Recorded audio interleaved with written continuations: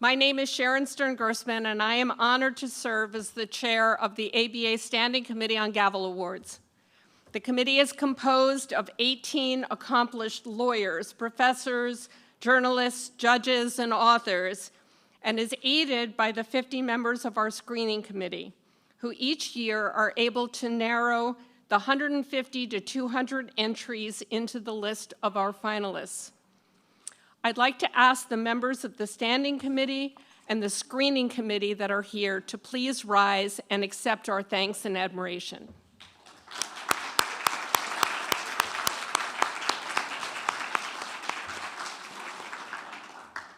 We are so pleased to be back in this beautiful and historic building for our first live presentation since 2019. During 2020 and 2021, Silver Gavel Awards were presented by virtual presentations, and if you missed them, we invite you to watch the programs where we recognized amazing writing, commentary, movie making, and podcasts, and heard inspiring words from our keynote speakers, Jonathan Capehart of the Washington Post and PBS NewsHour, and David McCraw, Vice President and Deputy General Counsel of the New York Times. Some of our past Gavel winners are here tonight, and I'd like you to join me in applauding them as well.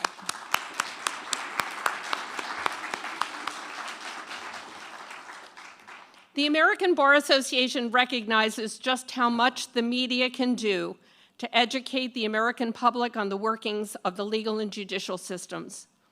An informed public is essential to democracy and has long been a priority for the ABA. So we are so happy that civics, along with civility and collaboration as the cornerstones of democracy, is the major initiative of our president next year, Deborah Enochs Ross. Thank you, Deborah.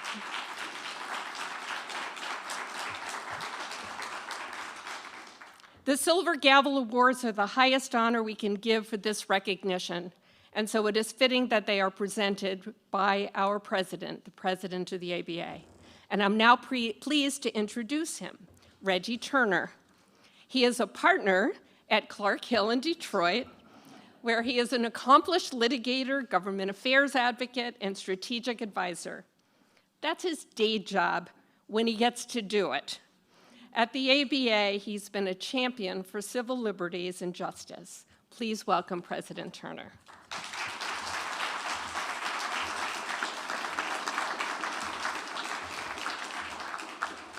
Good evening, Sharon, and thank you very much for that gracious introduction.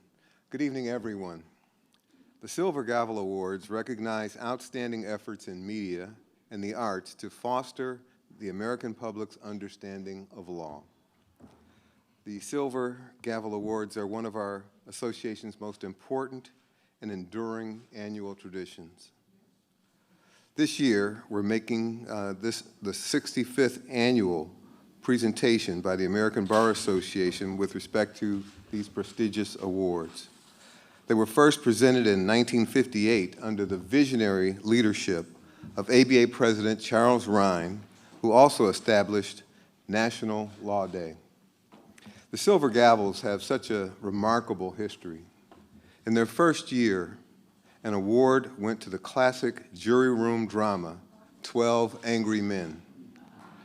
Other honorees over the years include Edward R. Murrow, Ken Burns, Elaine Weiss for her book, The Woman's Hour, in time for the 19th Amendment Centennial and the film Just Mercy, based on Brian Stevenson's memoir.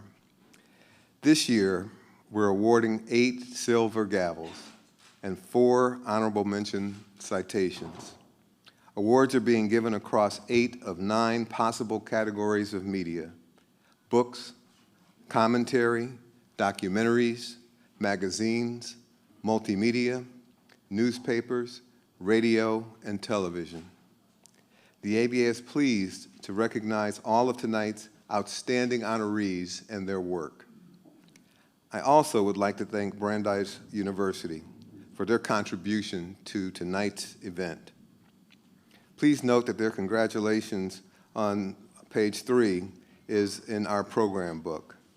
The chair of the Standing Committee on Gavel Awards, Sharon Stern-Gerstmann, will introduce each of the award winners and highlight the outstanding contributions they've made to foster American public's understanding of law and justice. I am to stand over here to help with Sharon in picking up these beautiful plaques and gavels. Thank you, Reggie. We will begin with honorable mention citations. The 2022 Gavel Award honorable mention for magazines goes to Legal Roadblocks to Police Accountability by Gateway Journalism Review with support from the Pulitzer Center for Crisis Reporting. The murder of George Floyd, together with the killing of Breonna Taylor, stirred an awakening to police misconduct and an uprising of protests meant to bring about change. But a comprehensive look at police accountability nationwide shows that little has changed. Police officers who abuse citizens usually escape punishment because of an array of legal doctrines that stack the law in an officer's favor. Judges and legislators have created legal rules that give officers the benefit of the doubt when confronted by citizen allegations of misconduct. The objective reasonableness standard stops juries from second-guessing officers. Qualified immunity protects an officer who violated a citizen's rights if that right had not been clearly established in previous cases. And law enforcement bills of rights give officers significantly more due process protection than a citizen accused of a crime. Union contracts tie accountability in knots. Arbitrators throw a discipline meted out by chiefs. Records of sustained misconduct allegations are expunged by law and union contract. Most states refuse to release the names of officers who engaged in wrongdoing.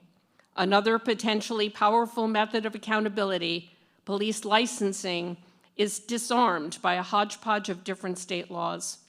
The result is wandering police officers who abuse citizens in one jurisdiction and move on to another. A national database tracks most officers who lose their badges, but it is closed to the public. Dangerous police policies continue to be commonplace and regularly upheld by the Supreme Court. The goal of this report was to explain the roadblocks to police accountability in a way citizens can understand them. The authors believe it is the most comprehensive journalistic explanation of the state of police reform in America. Accepting the Honorable Mention Award is Tom Hundley from the Pulitzer Center.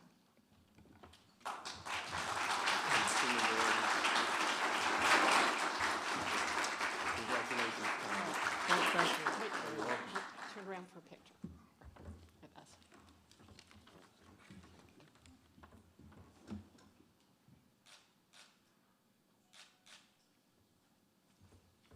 Thank you. Good evening. I'm Tom Hundley, the senior editor at the Pulitzer Center, and I'm here to accept this honorable mention for the center and the Gateway Journalism Review. Bill Freivogel, the publisher of the Journalism Review, sends his regrets, but also his appreciation for the award. Bill spent 34 years at the St. Louis Post-Dispatch, where he was assistant Washington bureau chief and deputy editorial page editor. He says that over a career of writing about the law, and Bill has a law degree, he has found that the Silver Gavel competition to be an important supporter of in-depth reporting on the law. This project was a unique collaboration between the Pulitzer Center, with its national and international reach, and the Journalism Review, a small Midwestern publication with a 51-year history.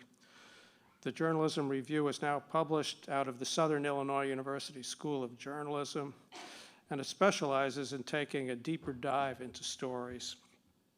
This year, focusing on explaining the impact of a dozen legal roadblocks to police accountability, roadblocks that tilt the legal playing field in favor of abusive officers against citizens' rights. The Pulitzer Center funded a virtual newsroom of a dozen college journalists who probed officer abuse files in 50 states, finding in most cases that these files are kept secret. Veteran journalists added their expertise to the project, which grew out of the George Floyd murder.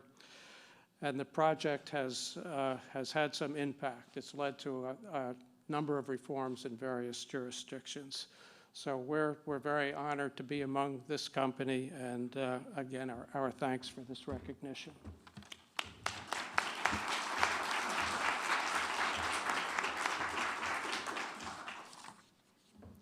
The 2022 Gavel Award honorable mention for newspapers goes to Unsettled, cashing in on accident victims by the Star Tribune.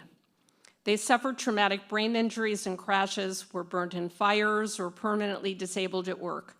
Their catastrophic injuries led to legal settlements designed to provide a lifelong source of income, and that made them victims again, this time of a largely unregulated industry that, aided by the courts, convinced them to sell their financial security for a fraction of its value.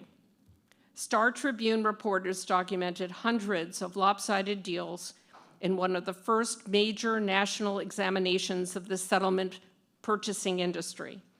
They reviewed some 2,400 sales in 7 states, combing through 300,000 pages of court documents.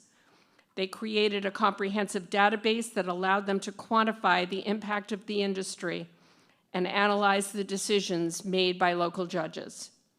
Judges are required to ensure that the deals are in the best interest of the sellers, but they often rubber-stamped sales that left accident victims impoverished. Judges are often reluctant to publicly discuss individual cases, but the reporters persuaded more than 24 to go on the record. Many were openly critical of the process and pleaded for stronger laws that would give them the tools they need to intervene when the facts indicate that they should do so. The series sparked bipartisan calls for reform in Minnesota, with legislators vowing to introduce legislation in 2022 to deal with the abusive practices that they documented. U.S. Senator Tina Smith of Minnesota has called for an investigation of the industry by the Consumer Financial Protection Bureau, and after presenting their findings to the National Association of Settlement Purchasers, the industry's leading trade group revised its code of ethics and standards of conduct to address some of the abuse. Representatives from the Star Tribune could not be here tonight, so their award has been sent to them. The 2022 Gavel Award honorable mention for radio goes to On Our Watch from KQED, the National Public Radio affiliate in San Francisco and part of Northern California Public Broadcasting. 2 police officers changed details of their reports to cover up a botched arrest. A serial sexual harasser who works for the California Highway Patrol avoids criminal consequences. Another who fails to report a statutory rape gets hired at a new department. These are just some of the stories that On Our Watch digs into to find out why police officers so rarely face consequences for their misconduct. Each episode by the On Our Watch team builds on the last to paint a portrait of a system long shrouded in secrecy, police internal affairs. Immediately after California's 2019 transparency law called the Right to Know Act unsealed 3 categories of police misconduct records, a team of reporters led by KQED's Suki Lewis began an effort to obtain and report on them. That work culminated in a limited-run podcast by NPR and KQED that, through unprecedented access, exclusive reporting, and detailed data analysis, exposed police accountability as a system built to serve and protect police themselves, not the public. To gain access to these records, NPR member station KQED established the California Reporting Project, a coalition of more than 40 news organizations who work cooperatively to obtain and report on serious use of force and misconduct by the police. The reporters sent requests to the more than 700 law enforcement agencies in California demanding the newly unsealed records. The effort extended to the legal system as KQED's lawyers battled police unions and sued the Attorney General of California and the state's Highway Patrol for failing to comply with the law. The resulting favorable rulings have defined what records police departments must disclose and ensured public access to these records. The show fueled new momentum to dismantle some officer protections and exposed how law enforcement violence, corruption, and accountability have been handled from the inside when the investigations were never expected to be public. Accepting the Honorable Mention Award is Suki Lewis, KQED reporter and host of On Our Watch, and Adina Lancianese, producer.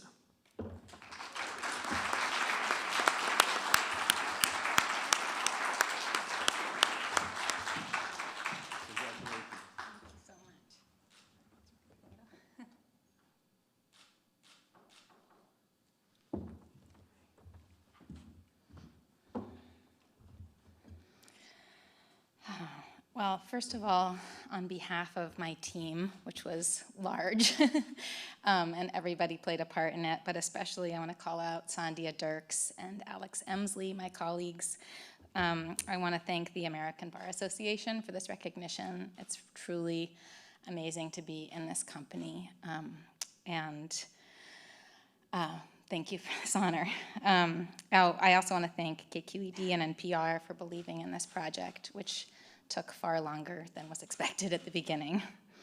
When the law changed in California, undoing decades of secrecy around law enforcement internal affairs, we set out to do something pretty crazy, which was get all the records that we could from all 700 law enforcement agencies in the state.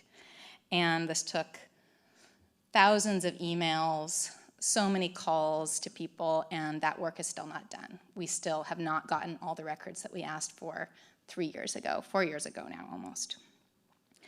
As we started to sift through these thousands of documents, body cam videos, and audio recordings, something really struck me above everything else, that this system that was promised as a system of accountability was actually something else. It was a system of risk management that was built to protect law enforcement employers and employees, not the public. And because the system, even though it's built with our tax dollars and it's reliant on our trust, we, the public, didn't have a voice in the room because of the secrecy around these proceedings. Transparency has started to give us, the public, a voice in that room. And I think it is starting to shift how police violence and police misconduct is treated in California and beyond. There's a crisis right now of public trust in so many institutions, in the press, in politics, and in the court. I think we are all wondering, in one way or another, who is the law for? Who does it serve? And who does it protect? Thank you.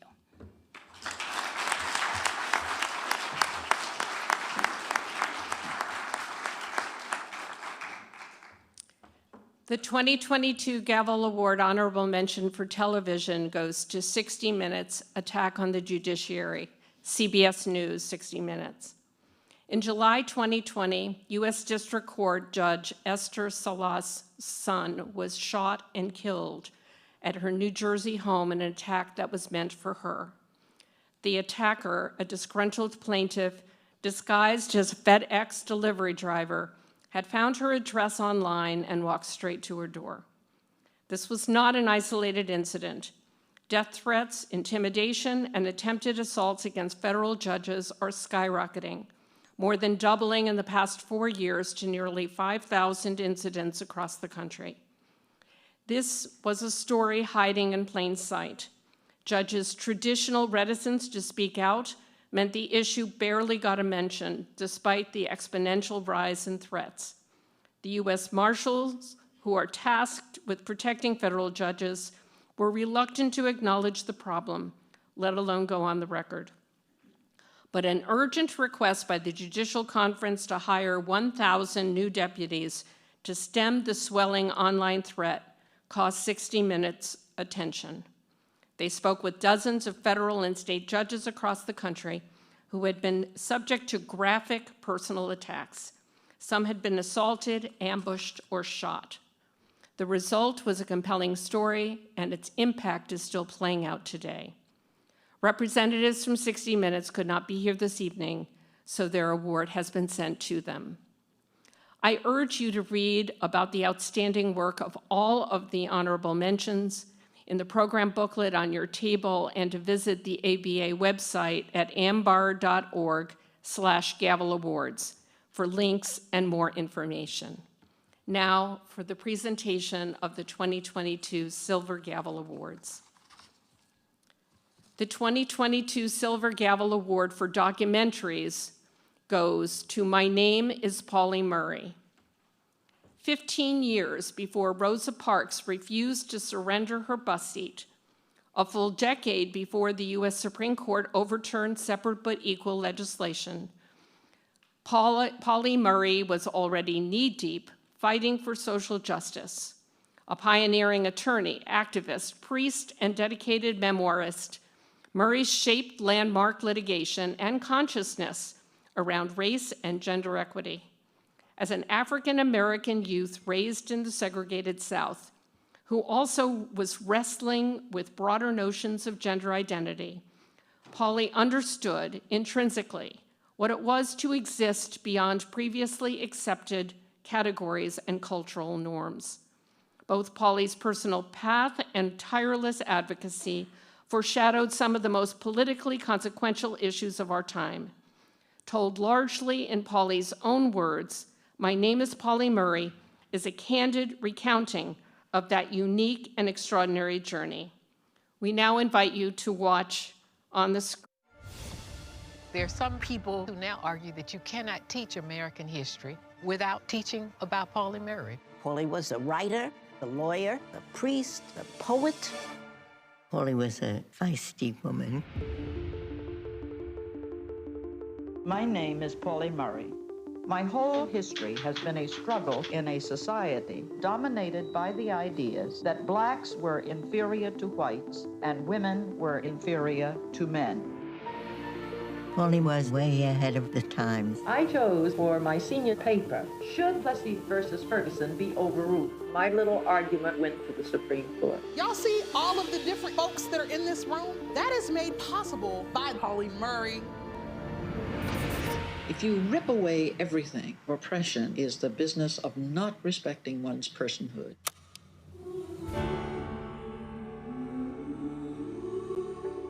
For my first 2 years, I was the only woman in the law school. They didn't even let me talk. Thurgood Marshall is talking about Jim Crow, and she says, what I'm experiencing is Jane Crow. Pauli Murray was not just an amazing lawyer or a badass feminist, but also a queer, non-binary person. Sitting in front of Murray's notes, The turmoil and the suffering. this is a feeling I know well. Scholars who have written about Pauli largely still use feminine pronouns. I don't know what pronouns Pauli would say. Trans and gender non-binary people have always been a part of our American context. So did y'all just think that your generation invented it?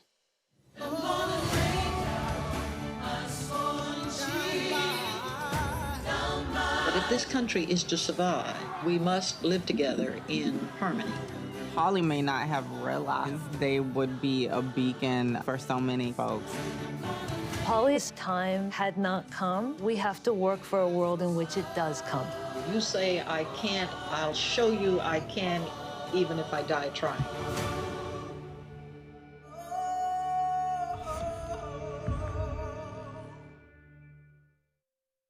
Pauli Murray was an African-American activist, attorney, writer, poet, non-binary person who had an extraordinary impact on our world. And yet a lot of people don't know the name of Pauli Murray. Justice Ginsburg put Pauli Murray's name on the cover in the author area for the first Supreme Court brief that she wrote arguing for women's equality under the Equal Protection Clause of the 14th Amendment.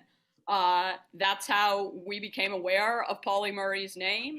And then it turned out that this was a figure, a person who accomplished so much more in the field, not only of women's rights, but also of racial equality. Pauli was actually recording their own autobiography. So that really gives us this kind of like narration to Pauli's life. They existed in so many different spaces, you know, between women's rights and civil rights and being a priest, and just such a variety of spaces. So having that consistent voice takes us through the whole person's life. There's such an enormous amount that a thoughtful, brilliant lawyer can achieve, and Pauli Murray is a prime example of how the Constitution can be used to better society. It was an idea that Pauli developed in a Howard Law School paper in 1943 that was a seed for the Brown versus Board of Education decision. Pauli wrote, "Segregation under the guise of separate but substantially equal facilities in the light of history has developed actually into separate and unequal accommodations.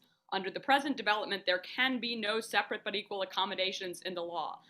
An idea so radical that at the time that Pauli wrote this in a paper, Howard Law School professors and classmates kind of laughed it out of the room. Similarly, the impact that Pauli had on gender equality can't be overstated. In the 1960s, Pauli co-authored 2 essays that really laid out the idea that rather than trying to win an equal rights amendment, lawyers could find the solution and for the problem of discrimination against women in the 14th Amendment. That was something that Ruth Bader Ginsburg picked up with the Women's Rights Project at the ACLU and really took across the goal line. Pauli had such a respect for using the written word, and in particular, using the legal system to make broad sweeping changes to society when society got it wrong. And Pauli wasn't afraid to confront that.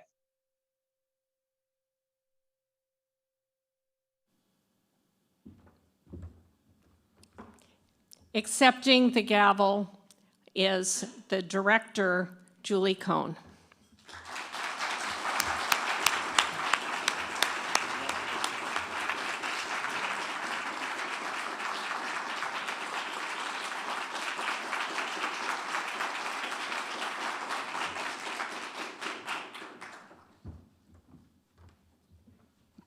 Pauli Murray is a 20th century American whose contributions and accomplishments are so many, so varied, and so monumental that summarizing them in a forum like this always feels difficult. But I want to stress that of Dr. Murray's many achievements and many identities, lawyer was one that was held particularly dear. Pauli Murray didn't get the deserved recognition in life or even thus far posthumously. And I think to be recognized for those accomplishments, to be recognized by the American Bar Association, I can't think of anything. And in fact, we've spoken with Dr. Murray's family and great nephews and nieces about this, and nothing would have been more deeply meaningful than to get this honor from the ABA. So we really appreciate it. Thank you so much.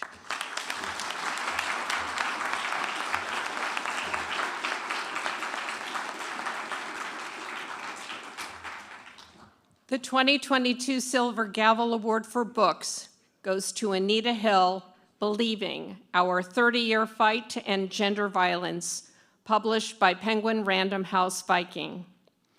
In 1991, Anita Hill began something that's still unfinished work. The issues of gender violence, which entails sex, race, age, and power, are as urgent today as they were when she first testified decades ago. Believing is a story of America's long reckoning with gender violence, one that offers insights into its roots and suggests paths to creating dialogue and substantive change. It is a call to action that offers guidance based on what this brave, committed fighter has learned from a lifetime of advocacy and her search for solutions to a problem that is still tearing America apart. We once thought gender-based violence, from casual harassment to rape and murder, was an individual problem that affected a few. We now know it's cultural and endemic and happens to our acquaintances, colleagues, friends, and family members, and it can be physical, emotional, and verbal. Women of color experience sexual harassment at higher rates than white women. Street harassment is ubiquitous and can escalate to violence. Transgender and non-binary people are particularly vulnerable. Anita Hill draws on her years as a teacher, legal scholar, and advocate, and on the experiences of the thousands of individuals who have told her their stories to trace the pipeline of behavior that follows individuals from place to place, from home to school to work and back home. In measured, clear, blunt terms, she demonstrates the impact it has on every aspect of our lives, including our physical and mental well-being, housing stability, political participation, economy, and community safety, and how our descriptive language undermines progress towards solutions. And she is uncompromising in her demands that our laws and our leaders must address the issue concretely and immediately. Please watch the video.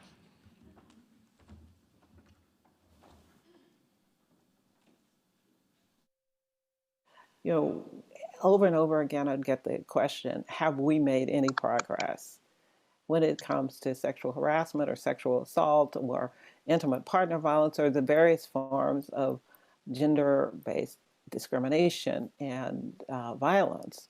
And so I wanted to take a look back and answer that question for people. The problem of gender-based violence is a cultural problem. The problems are institutional, they're cultural, and they're also systemic. And that includes, in many ways, the legal system. It's only one aspect of what needs to be reformed, but it's a very important aspect.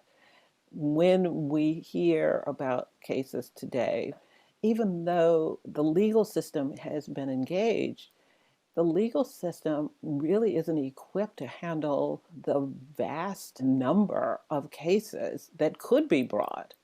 There are people who are still hesitant to come forward. I remember getting a letter in my office, and I opened the envelope, and I found a note that was from a person who identified as a woman who said, I really admire what you've done and what you're trying to do, coming forward and being public about what happened to you, but I still don't feel safe coming forward. I still don't feel safe telling people about what happened to me. I think how fearful many people are to come forward still. We need to do more to make sure that when people do come forward, when they're ready to come forward, that they can do so with security, that they will not be abused by a process. The U.S. Commission on Civil Rights has already reported out that more needs to be done, more information needs to be collected. We don't have very much information on the actual cost of sexual harassment in the workplace. There are some things that we need to do to be a better informed public and to help everyone understand the problem better. And that was one of the things that I was trying to achieve. And this is just confirmation that it can be done and that it can be well received once it is done.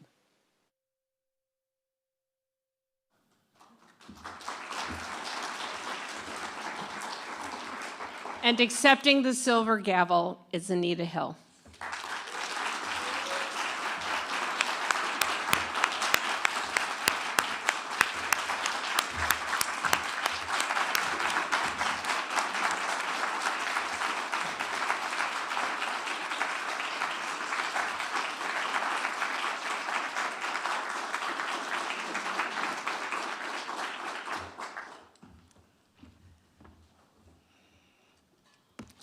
Thank you so much. I am deeply honored.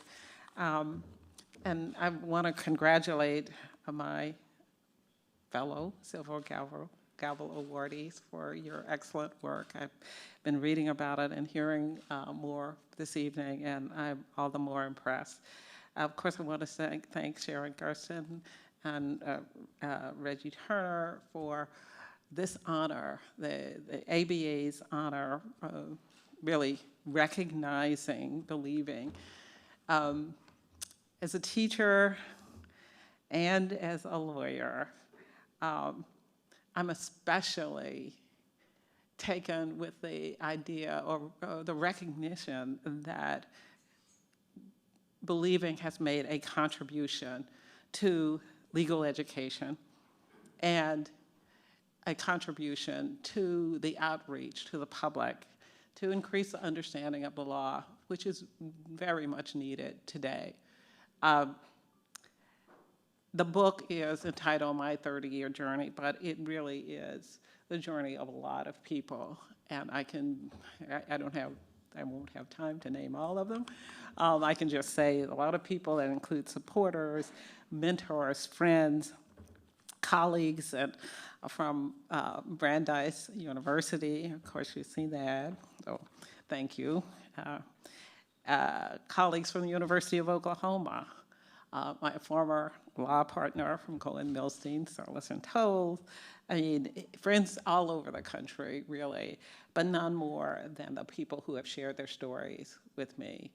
And so tonight, you become part of the people who I need to thank and show appreciation to. But really at the core of this, of the support that has sustained me for 30 years and allowed me to continue is the support of my family, which includes my spouse, Charles Malone, who is here tonight with me, and an amazing dozen siblings. I can say the name of Charles Malone because I only have one spouse, but I have 12 siblings. And you really can't, you can name all of them. But what I really fear is that, what if I forget one? The family is large and multi-generational, and I'm really moved that I have the continued support from day one, including the support from a 97-year-old cousin who is now recently deceased, but who told me during the time that I was testifying in Washington, D.C., he said, "Don't worry, I and some friends have put a prayer chain around you, so you will be fine." And it's lasted for 30 years. So I just want to go back to believing. I dedicated believing to 5 people, all of whom are deceased. And there's one tonight that I want to say by name. Her name is Ada Lois Scipio Fisher. One of my favorite quotes from her was one that she started out an acceptance speech with. And she said to people, sort of sit back and relax. And I only have a few minutes, but said, sit back and relax. She says, "I'm a woman and a lawyer, and I have a lot to say." So I won't say all of the things that I have to say. I will say that if you do not know Ada Lois Scipio Fisher, you can take a look at the Oklahoma Bar Journal. That is also a prize recipient. She is on the cover. She is in your book. I want you to know about her because she was really a true hero of the civil rights movement. She was the one lone female plaintiff in the higher ed desegregation cases. At 19, she graduated from college, and she literally took on the role of being a spokesperson for her lawsuit, not only to the press, which was very skeptical and, at the time in the late 1940s, that a Black woman could pursue a case to the Supreme Court. But she was also very effective in talking to Black families in rural Oklahoma throughout the state, telling them about the significance of her lawsuit, what it meant to them. She was living proof to them that the law mattered. and it mattered in their lives. And that's a compelling message that I think people also need to hear. I learned from her so much, but one of the things that I learned was never stop pursuing justice.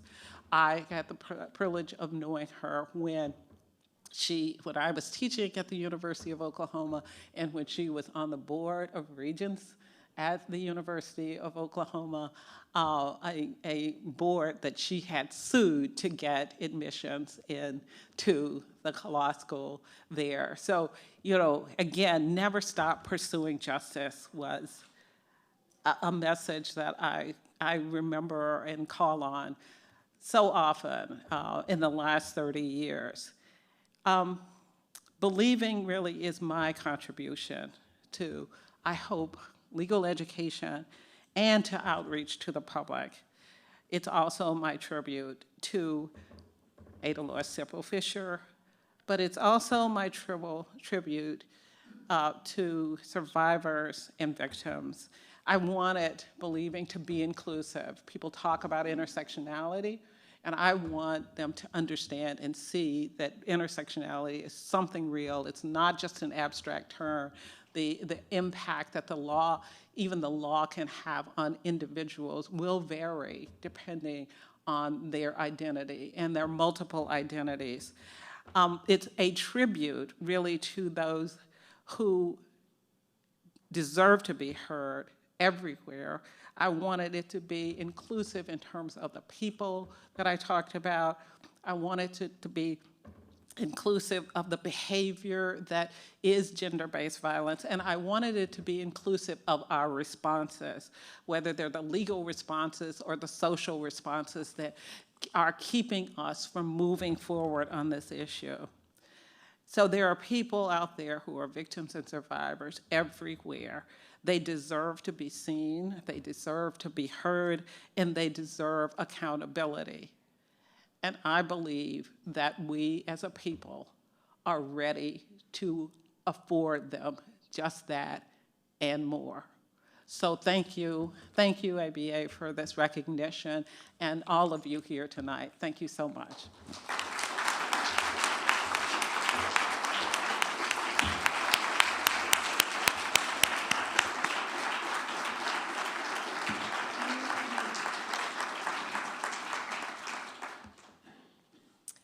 The 2022 Silver Gavel Award for Commentary goes to Punitive Excess, produced by the Brennan Center for Justice. These essays by renowned experts in a variety of fields, academics, advocates, and people with experience inside the criminal legal system, focus on our deep-rooted impulse to punish people in ways that are far beyond what could be called proportionate. Together, they illustrate how necessary it is to rein in the punitive excess of the criminal legal system. They also highlight how we have marginalized poor communities and people of color through criminalization and punishment. These writers highlight how our nation has prioritized excess punishment over more supportive and less traumatic ways of dealing with social harm. The essays explore whether, when, and how we could have made different decisions that could have changed the way these systems of punishment and social control evolved. Looking ahead, they also ask how we can learn from this failed experiment with mass incarceration and prioritize human dignity over human misery. The essays are written as approachable introductions to complex subjects, allowing laypeople interested in learning more about the system of mass incarceration to understand its key issues while simultaneously gaining an appreciation for the scale of the problem and the need for creative solutions. The essays constitute a multi-count indictment against the system of criminal laws created by our society. Please watch the video. A couple of years ago, the National Academy's Growth of Incarceration in the United States report touched on this theme that America's unprecedented rise in incarceration is a direct result of an increasingly punitive climate surrounding criminal justice policy. And this led me to reach out to Jeremy Travis and Professor Bruce Western, who chaired the committee that wrote this report with the National Academies. We really wanted to bring together a variety of experts to tell this story of punitive excess. And we ultimately engaged over 25 individuals, experts on the impact of the criminal legal system, to author and write these essays for the Brennan Center. The essays really ask how we can learn from our failed experiment with mass incarceration and prioritize human dignity. Asia Johnson's a policy fellow at the Brennan Center, and she wrote about her experience behind bars in a Michigan prison. Too many are more willing to build prisons than to dismantle the conditions which fill them. Jeremy Travis and Bruce Western point to our nation's democracy deficit. They write that the laws that have brought about this era of punitive access were all passed by our elected representatives. And that's really important to point out, right? That when we talk about state prosecutors, sheriffs, judges, most of these people are elected. We are punitive with young children of color in the criminal legal system. We're punitive with the amount of fines and fees and debt that we're leaving people with. We're punitive with our sentencing as a whole. You realize that there's really no part of the criminal legal system that's not overly punitive. There's excess punishment everywhere you look. And that goes to sort of the disproportionality of our system of punishment in the United States. We began the project hoping to reach people across the political spectrum who may or may not already be familiar with the issues we discuss. And this award is a recognition of the broad scale appeal of the series and really provides an opportunity to engage the public. The Brennan Center is absolutely thrilled.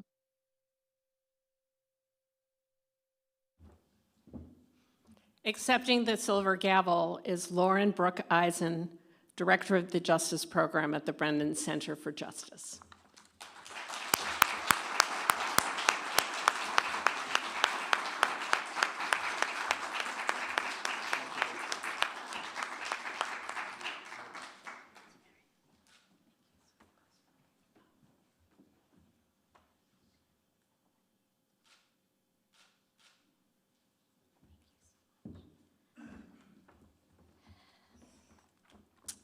Thank you so much to the ABA for this award.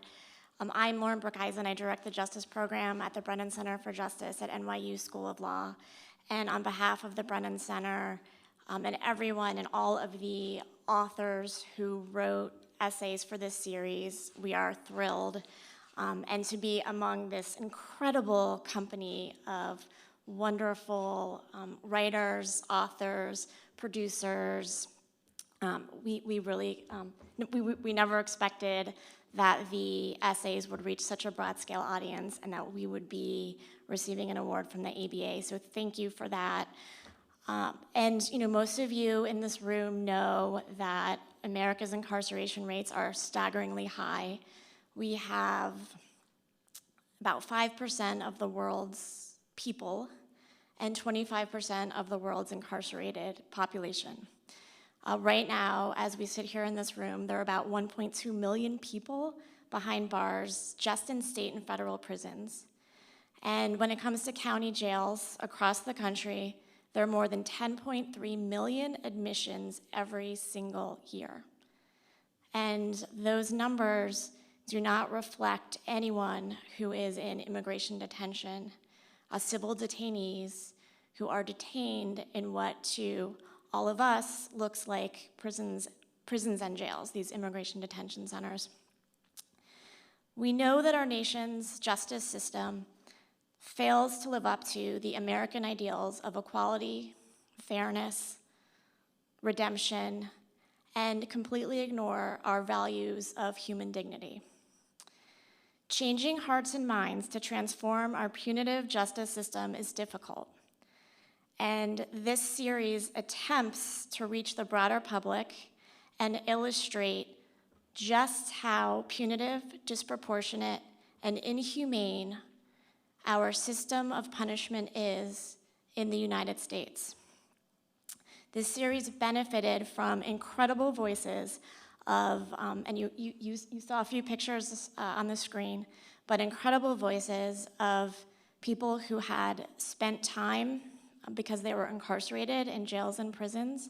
One of the essays is written by someone who is incarcerated right now in San Quentin. We had to receive his essay in a very complicated way because he's actually not even allowed to email. And that is just sort of one example of how punitive our system of punishment is, that someone who is in prison can't email and has to have phone calls with people who are trying to transcribe and write down his thoughts and feelings. So I know these are supposed to be short, but we're truly honored and thrilled. And this series was an attempt to change hearts and minds, to reach policymakers, to reach the broader public, and really to illustrate how everywhere you look in the criminal legal system, we as people, as voters, as policymakers, made the decision that was the most punitive one to make. So thank you again for this incredible honor, and congratulations to all of the fellow awardees.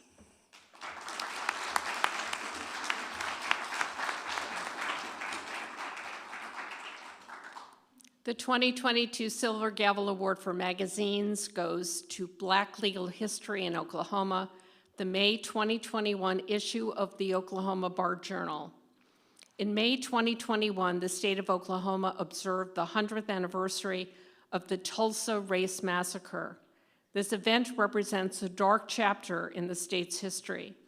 Over the 3-day course of the event, hundreds of people, predominantly Black residents of Tulsa, were killed.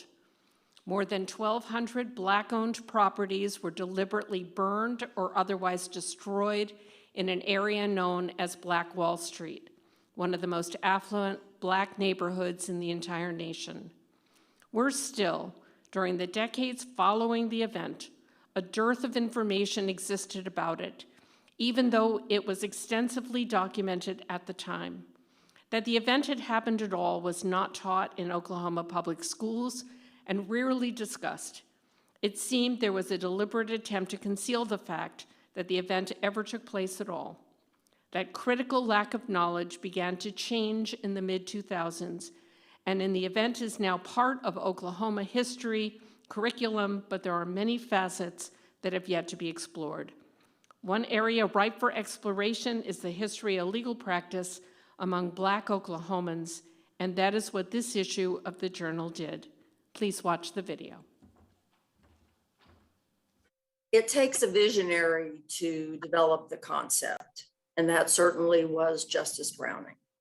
And he reached out to the Oklahoma Bar Association, to the communications director, Carol Manning, to talk about his concept and how it would work in the Bar Journal. Oklahoma's had a rich history involving Black lawyers, civil rights milestones.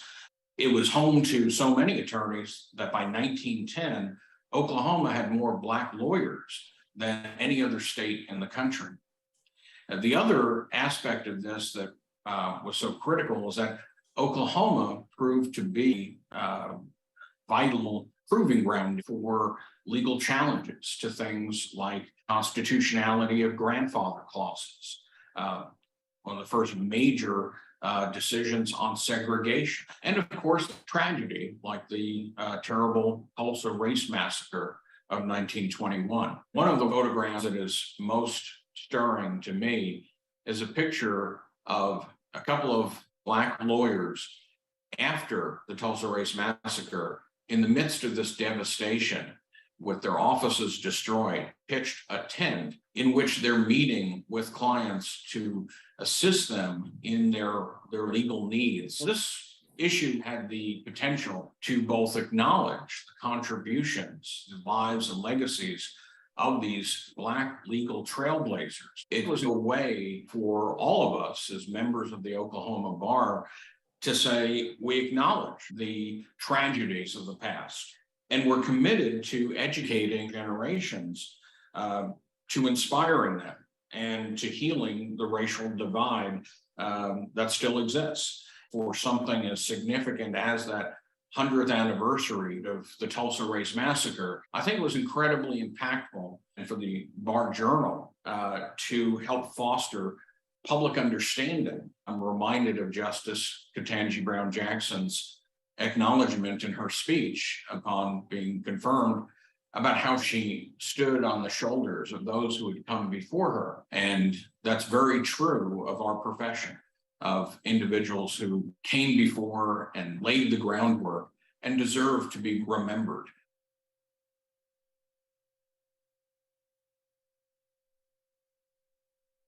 Accepting the gavel is John Browning, author, and Melissa de la Cerda, Oklahoma Bar Journal Committee Chairperson.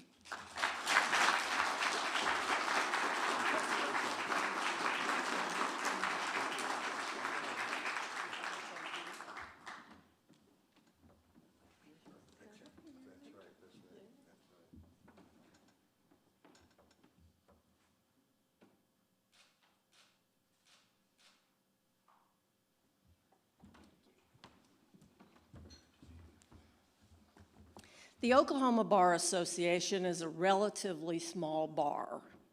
We put out 10 issues of the Bar Journal each year, and each one has a different theme. It's all done by volunteers, and I've been the volunteer editor for approximately 15 years. The 100th anniversary of the Tulsa Massacre was a perfect opportunity for us to select the theme of Black legal history in Oklahoma. And as several people have mentioned, we have a rich Black history in our state. We reached out to and were extremely appreciative of Justice Browning, who is an Oklahoma lawyer and also a Texas lawyer. We forgave him for that. But he was one of the principal authors. He was able to solicit many of the articles that appeared, and as you heard on the video, he's certainly a historian, and we appreciated everything that he did to make this possible. The Oklahoma Bar Association thanks the American Bar Association for this wonderful honor. It's very important to us, and we certainly appreciate it. Thank you.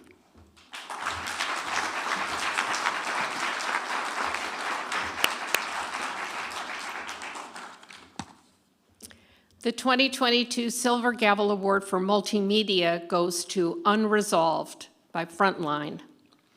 Frontline's Unresolved interactive web experience tells the story of lives cut short and examines a federal effort to investigate more than 150 cold cases that date back to the civil rights era following Congress's renewal of the Emmett Till Unsolved Civil Rights Crime Act in 2016. A journalistic inquiry into the Till Act had never been conducted at this scale, nor had information about all 152 people on the list been made publicly available in one place until Unresolved. Drawing on more than 2 years of reporting, thousands of documents, and dozens of firsthand interviews with family members, as well as with current and former Justice Department and FBI officials, state and local law enforcement, lawmakers, civil rights leaders, and journalists.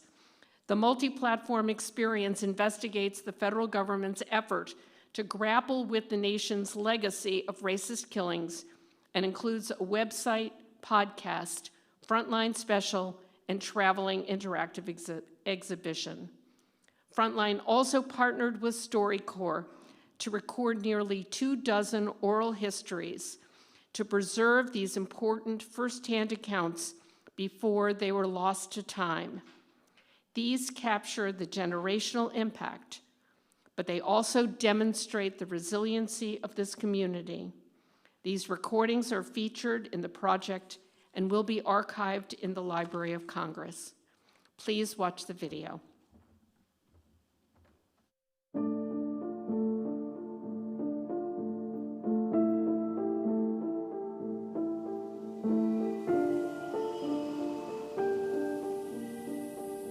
This is the story of lives cut short, of families seeking justice, and the limits and failures of a federal effort to right wrongs in the country's past.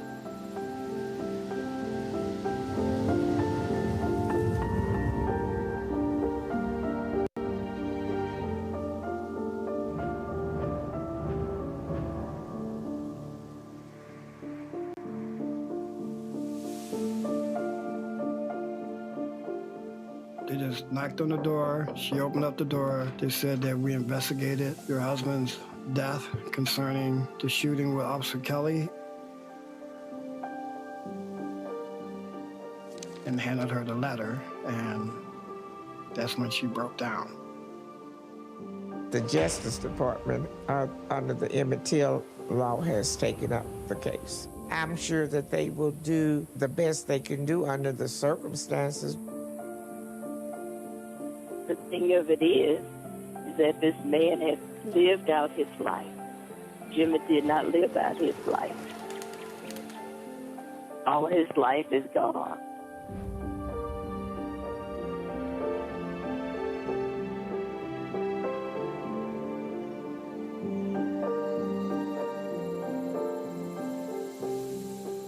Alberta went out of the house a healthy woman and got abducted and beat to death and then thrown away like she was a bag of trash. And nobody has ever been tried for it.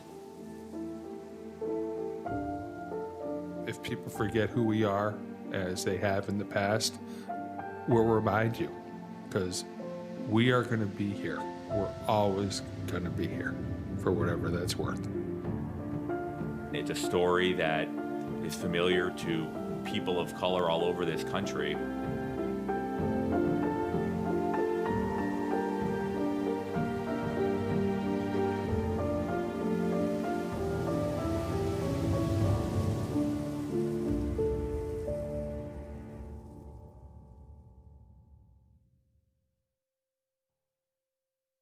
Unresolved is a multi-platform project. It's composed of a documentary, a film, and then web interactive and an augmented reality sculpture and experience. I was fortunate enough to collaborate with really amazing journalists on this project, and there was a whole team involved. I call it a living quilt because it's inspired by African American quilting traditions, and all the names are etched onto glass panels that frame these actual physical quilts. When I was doing research and crafting the design of the experience, I started reflecting myself on how many of these cases were similar to cases that I was reading today, and that this type of racial violence in America was cyclical and continues to happen. So looking at it from that point of view, I think I really wanted to try and connect the past with the future. And I thought that a way of doing that was to really kind of focus on the lives of these individuals, not necessarily just their deaths and how they lost their lives,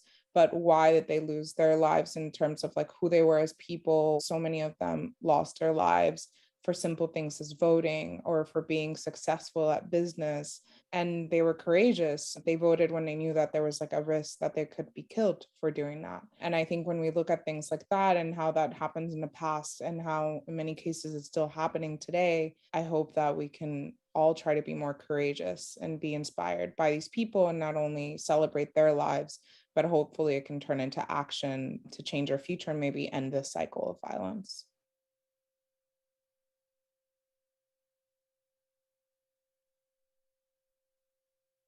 Is James Edwards, host of the Unresolved podcast.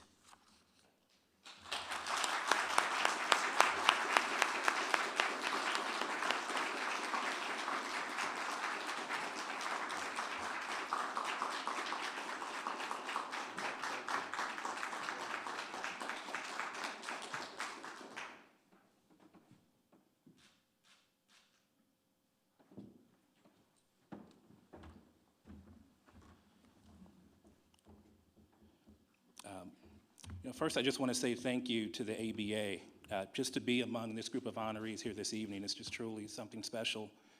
And I'm only one person up here, but This project, it took the efforts of dozens of talented folks to put all this together, reporters, editors, producers, interns, designers, artists, and last but not least, lawyers, especially with the fact-checking.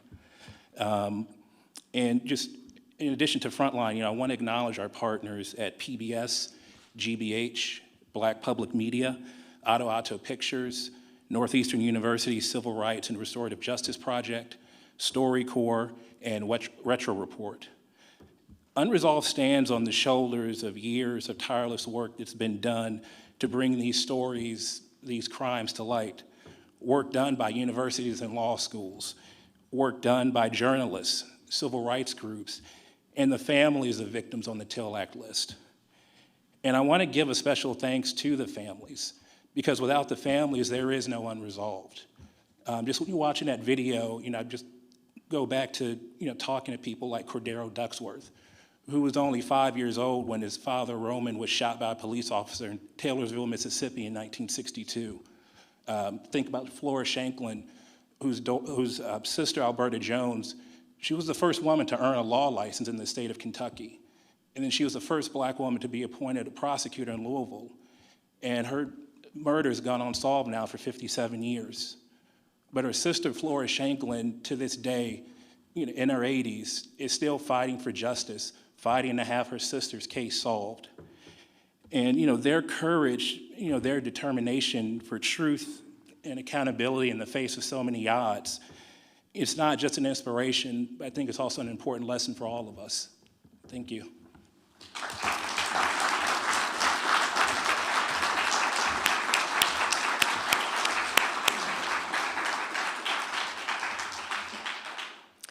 The 2022 Silver Gavel Award for newspapers goes to the Washington Post for The Real Damage.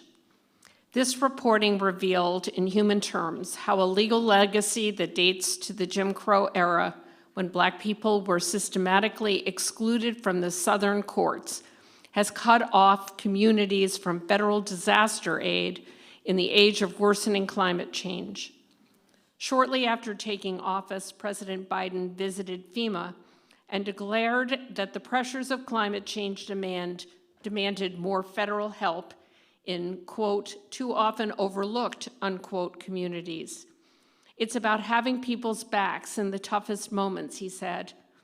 National Enterprise reporter Hannah Dreyer and investigative data reporter Andrew Bautron set out to answer a simple question.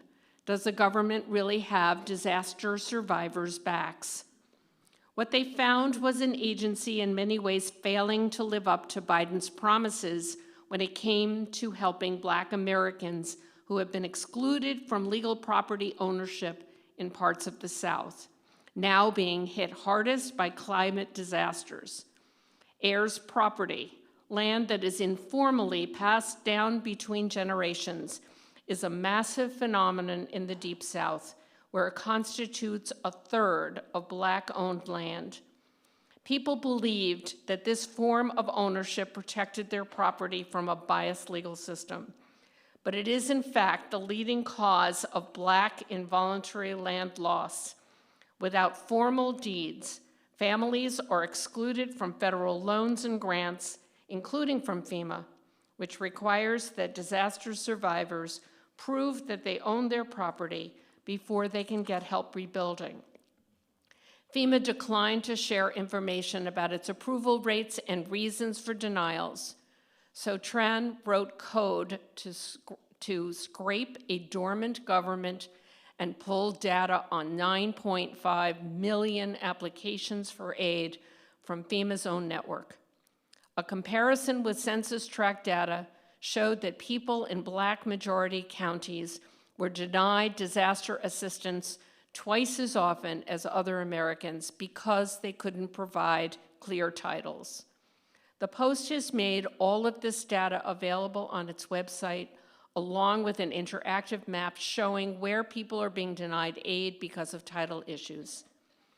After publication, FEMA came under pressure to stop requiring applicants to produce property titles. In a matter of weeks, the House committee overseeing FEMA approved legislation that would require the agency to accept self-certifications. FEMA formally enacted this change a month and a half after publication and applied it retroactively to include Hurricane Ida. The reform is expected to give tens of thousands more survivors access to help each year. Please watch the video. I had heard that there was this phenomenon happening in the Deep South where families who had lived on their land for generations were not able to get federal disaster assistance, basically because of a technicality, because of the way they owned their land. They didn't have the legal title to their land. Because for years and years, these families had been shut out of the court system in the Deep South during Reconstruction, during Jim Crow. And I thought if there was a way to quantify how many families were being denied the kind of aid that every American is entitled to after their house is destroyed in a disaster, there might be a way to really bring attention to this issue and maybe cause some change. And so I teamed up with Andrew, who's a brilliant investigative data reporter, and he really started digging into those numbers. And what we found in the end was that there were some counties where as much as a third of all disaster survivors were being denied for this reason, because they couldn't prove that they owned their land. We could see that counties that were Black majority population had doubled the rate of denials than other counties, and counties with high levels of poverty were 3 times more likely to be denied than other areas. And I went down to Alabama. I was there for 3 weeks, just driving around these back roads. Really what I was doing there was just trying to build trust with these families who were being denied. And these were families who had really recent memories of white outsiders trying to come in and take their land. I mean, that's why they didn't have titles, because people had been using titles to steal their land for generations. FEMA had no idea this was happening. After the story ran, we heard from people in FEMA's own Office of Continuous Improvement asking for Andrew's data. Like even the people who their whole job is to look at metrics and think about equity had just completely missed this issue. This policy matters because there are going to be more and more disasters, and only the people who are able to get this federal help are going to be able to continue living on the land where they've lived for generations. So I was really heartened that readers read the story and responded and started pressuring the agency and pressuring their own lawmakers to try to rectify what was going on.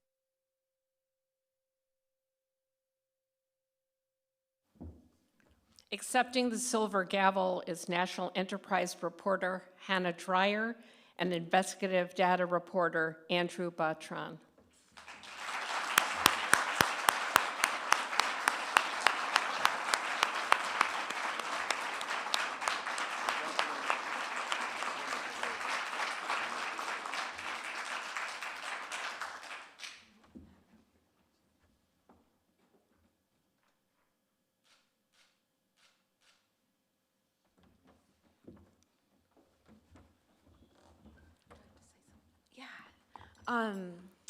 Thank you so much to the American Bar Association. Every year I read the winners of the Silver Gavel Awards and I'm so inspired, and it's just amazing to be in that company this year.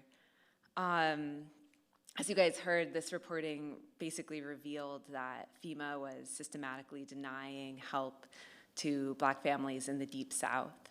As many of you probably know, Black families in the Deep South don't always have deeds or formal deeds to their property. And FEMA was requiring that everybody who applied for help after disasters present this paperwork.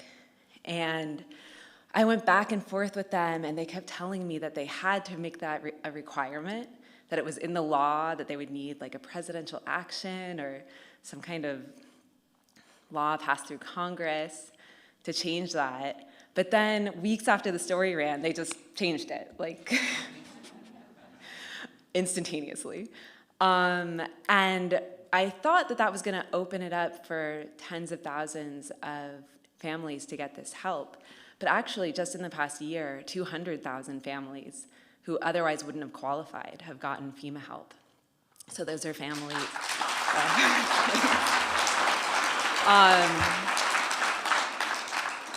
So for me, I mean, it feels lately like these are very dark times and sometimes hopeless times. But this reporting and the reporting that I've been hearing about tonight really reminds me that there are things that can be changed, and there is, that value in journalism, and especially journalism about the law, and that's been very heartening for me. Okay, well, thank you again. It's such an honor.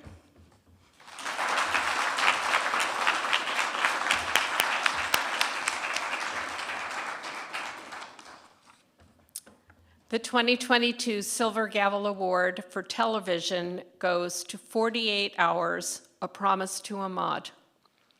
A Promise to Ahmaud examines the case of Ahmaud Arbery, a young black man who was killed while jogging through a South Georgia neighborhood in 2020, and the subsequent murder trial in 2021 of the 3 white men who chased him in trucks, cornered, and fatally shot him.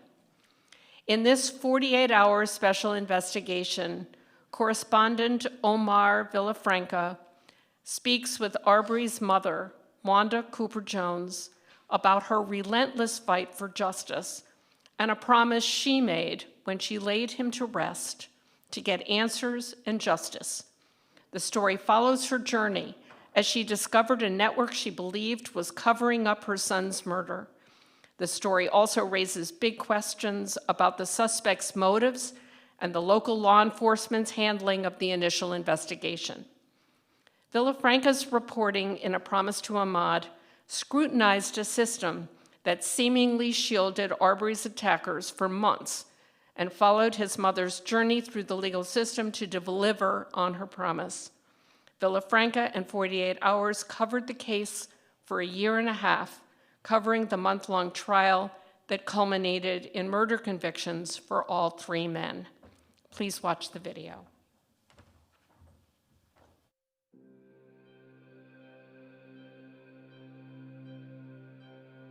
The state of Georgia versus Travis McMichael, guilty. Greg McMichael, guilty. William R. Bryan, guilty. 3 white men were found guilty of murder for chasing down and fatally shooting a 25-year-old black man named Ahmaud Arbery in February 2020. To tell you the truth, I never thought this day would come, but God is good.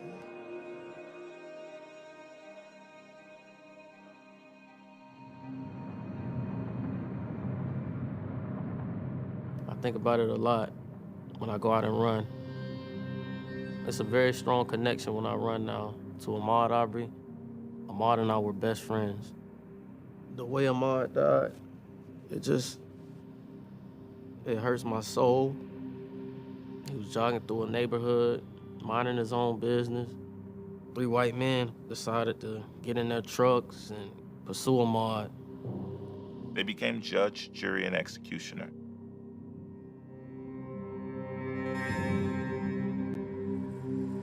It's very painful.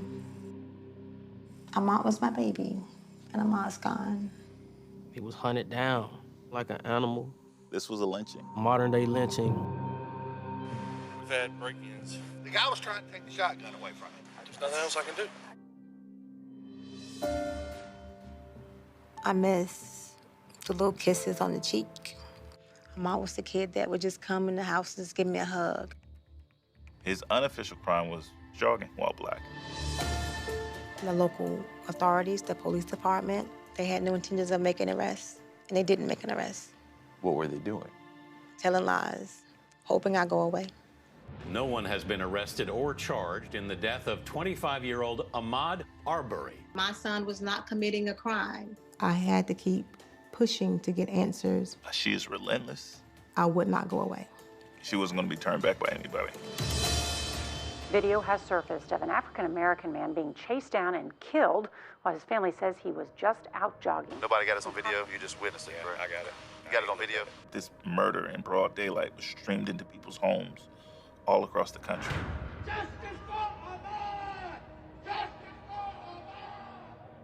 I just think the world saw the way that he was killed, Two suspects, a father and son, are being held without bail tonight, charged with murder and aggravated Gregory assault. and Travis McMichael deny any wrongdoing. The police say they have also arrested William Bryan, the man who recorded the video of the killing. Today marks the first day of the murder trial against the men accused of killing Ahmaud Arbery. 12 jurors have finally been selected, 11 white people and 1 black person. This story started, with Rodney Hawkins and Omar Villafranca leading the way and getting that first interview with Ahmaud's mother, Wanda Cooper Jones. 3 or 4 days later is when the video was released. And that's at the time when kind of all hell broke loose and everyone started reporting on it. I felt like at that point, Omar, myself, and the team from our morning show, we were doing it day and night. And then our incredible colleagues from 48 Hours reached out and said, hey, let's put together a potential hour. And that was the first hour that we did for 48 Hours. And then we knew after that one aired with rave reviews, and we knew there was more to this. We had this incredible trial that was going to come up with more details that we hadn't heard. And that's what led us to beginning this. The way the 48 Hours team saw the story from the beginning was actually a mother's story. After Rodney Hawkins and Omar Villafranca talked to Ahmaud's mother, Wanda Cooper Jones, we immediately saw the story as this framework of a mother's fight for justice. And Wanda told us in her interview that when she laid her son Ahmaud to rest, she promised him that she would get justice for him. When we first started looking at this case, what really jumped out to us is it seemed like there was an inappropriate relationship going on with members of law enforcement and the men who chased, cornered, and were ultimately convicted of murdering Ahmaud, specifically the DA's office. One of the defendants had worked for the DA. He was allowed on the scene to sort of dictate to the police what happened. There seemed to be a lack of questioning of his story. And it was only when Wanda really heard about what had happened to her son, what she was told didn't really make sense to her, knowing her son and people who knew her son. And it was when she started asking questions, a lot of questions, and more information started coming out, that things began to change. It was the protests and it was the community activism that forced that tape. People started to be held accountable. And it took a long time, but it was really because Wanda Cooper Jones knew that what her son was being accused of just didn't fit. Understanding the justice system and what takes place is imperative for the public to know. Personally, my uncle was shot and killed by Dallas police officers in 2002. We saw the circumstances in which Ahmaud was killed. I knew there was someone behind pushing to see what happened. And for us to be able to showcase that in this big way, I'm really proud of.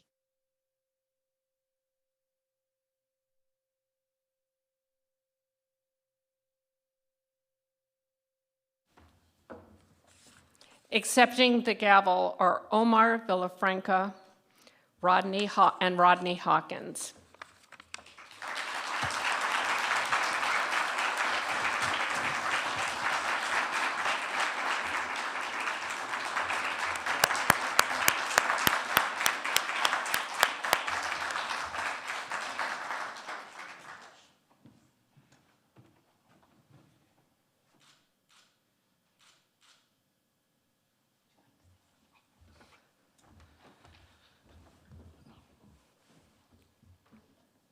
For once, Rodney doesn't want to talk.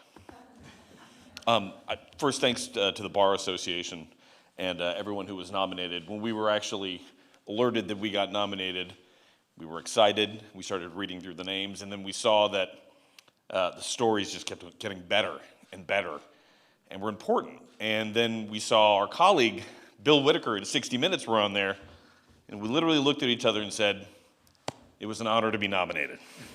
So this is a pleasant surprise for all of us, especially with all these winners here. The CBS News side, my bosses Neeraj and Wendy, who may be watching this, so of course I'm going to thank them.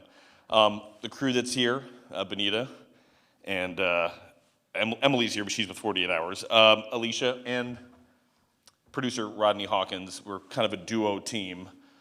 We saw each other more than we saw our wives and our family for a big stretch there, but it was an important story to tell. On the 48-hour side, Josh, who is in the crowd with us right now, Gayanne, Liza, Richard, Mead, Emily, Patty, Judy, Nancy.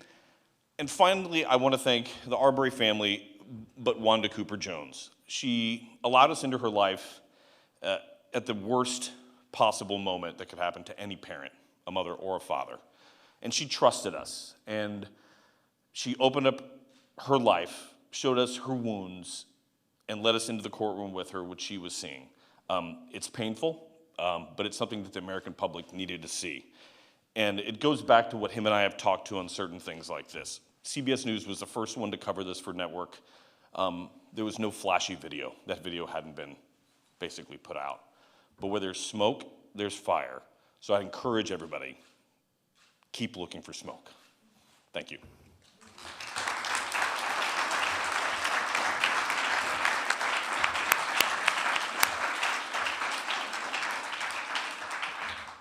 The 2022 Silver Gavel Award for Radio goes to Civics 101, specifically the Supreme Court series from New Hampshire Public Radio. Civics 101 is a podcast dedicated to improving the public's understanding of the rule of law and how Supreme Court decisions affect their daily lives. These episodes are short, entertaining summaries of landmark cases with a focus on how their reverberations echo today. Each episode page includes transcripts, graphic organizers for note-taking while listening, and paired activities. The Supreme Court series focuses on two themes: civil rights and the right to privacy. It features interviews with judges, historians, political scientists, legal scholars, activists, descendants of parties in the cases, and in one instance, a party himself. The primary goal of these episodes was to inform the public that Supreme Court decisions are more than procedural, complicated documents. They are stories about people, and they have a massive resonating impact on us and our nation. Please watch the video. Hannah, I want to tell you a story about a woman in Ohio. A woman named Dalree Mapp. She is a woman without any record whatsoever from a criminal point of view. She lived in a quiet neighborhood in Cleveland, and one day some police officers came to her house. And before I tell you what happened next, I just want to say that people out there might think of Supreme Court cases as these stuffy procedural things. But at their heart, these cases are stories. They have a plot, characters, struggles, victory, defeat. But when it comes to epic sagas, the case we're talking about today, Mapp v. Ohio, pretty much takes the cake. Well, now you've got me curious. What has it got? What's it got? This case has got it all, Hannah. It starts with a bomb, numbers runners, operators, an unloaded gun, crooked cops, pornography, a young Don King. I'm not trying to win a popularity contest. And at the center of it all, a true hero who stood in her doorway and said, if you don't have a warrant, you're not coming in.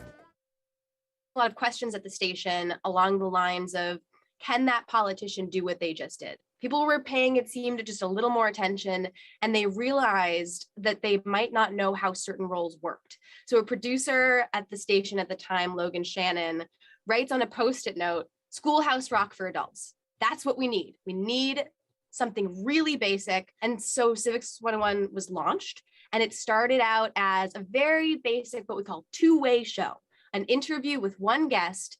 Over the course of about 10 minutes, they would break down the role of the executive branch, what the First Amendment says, et cetera, with our former host, Virginia Prescott. Virginia eventually left for Georgia Public Broadcasting. Nick and I had been messing around with new formats for the show, and we had good kind of co-host chemistry. And we were fortunate enough that the station asked us to step into the roles of co-hosts. So Nick and I turned it into a narrative-driven podcast, and we've had wonderful feedback, not just from schools across the country, but from other listeners as well, who say things like, this is actually fun. I didn't know civics could be fun. We've had episodes on precedent in the Supreme Court. We recently re-released our episodes on the First Amendment, freedom of the press. We have covered things like Citizens United.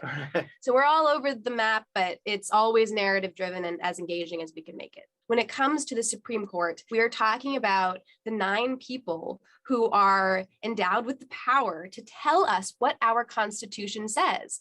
And they can make a decision, 50, 80 years ago, and they might reference that in a decision made tomorrow. So to know what the Supreme Court has said the Constitution says until they overrule it remains precedent and remains impactful on our daily lives. Hannah and I both were able to contact descendants of the people who were involved in these cases. Lynn Jackson descended from the Dred Scott case. I was able to talk to Jim Obergefell himself in Obergefell v. Hodges, and just hearing the voices of these alive people, how it affected their parents, grandparents, or they themselves, truly makes a personal relationship when it comes to understanding how our systems of government work, but specifically how the law and the rule of law apply to us all, and should apply to us all equally. And yes, there's legal jargon, there are references to past cases, but more often than not, there is good humor. There is a deep desire to actually understand, not coming at it with presumption that they already know the answer, but engaging with this lawyer, asking questions so that they can possibly be brought to a different understanding. Justices, judges, lawyers, the law, it is not something unique and separate, but it is part of all of us.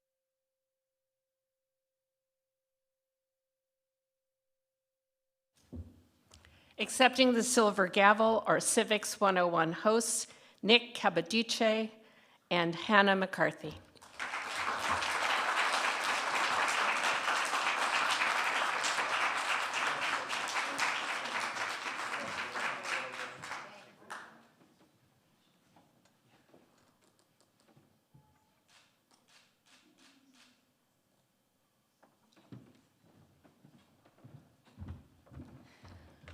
We're going to speak together because we do that every day. We don't know how not to. We are humbled, I'm going to speak for you in this case, to be in this room among all of you journalists, historians, lawyers, creators, filmmakers, producers. We are just 2 people with a small team, and thanks to that team, by the way, our former executive producer, Erica Janik, and our producer, Jackie Fulton, who helped us with our Supreme Court series. I never thought I would be in the company of all of you. I would love to interview you for the show, but I didn't expect this to happen or to be recognized by the ABA. To be told that the work that we're trying to do is work that we're doing is a fairly remarkable thing. So deepest thanks. When we got to work on this particular series, we said to each other, okay, how are we going to make this memorable? How are we going to make the Supreme Court really, really interesting? I mean, these are Supreme Court cases. They're really obscure. They might be unintelligible, especially to our student audience. What do we do? And we were like, well, we've got to just go for the human story, right? That's how you make something stick. So that's what we decided to do. And Well, we've been doing civics episodes together. We've been co-hosting the show and producing it for 4 years. And we do stuff about, the importance of civic engagement, the importance of voting, the importance of protesting, how our country is rooted in protest, right? But when it comes to the law is when we interact with civics. So we teach civics in school sometimes, in some states, in some places. But the law, lawyers, judges, the stories of these people involved in these Supreme Court cases or federal court cases. This is when the rubber meets the road.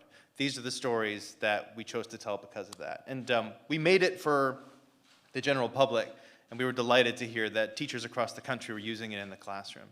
The first Supreme Court case I read was when I was in college, and it was Marbury v. Madison, and I couldn't understand any of it.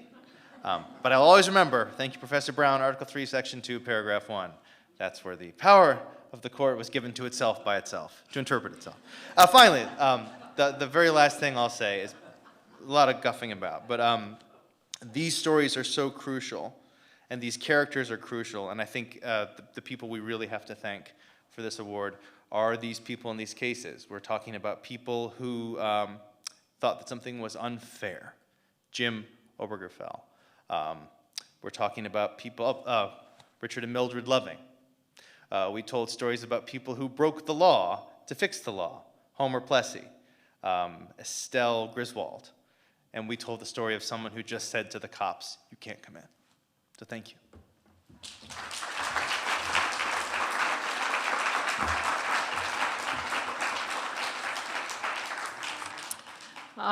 It's my pleasure to turn it over to President Turner to introduce our guest speaker. And while he's coming up here, let's give one more round of applause for all of our Gavel Award winners.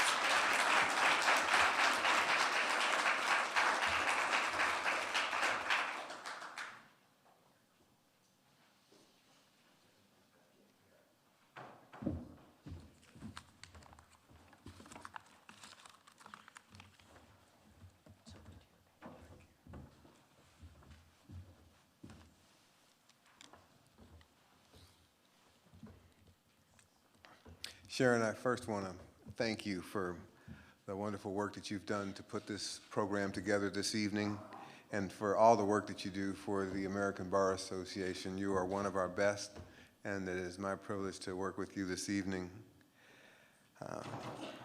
I would like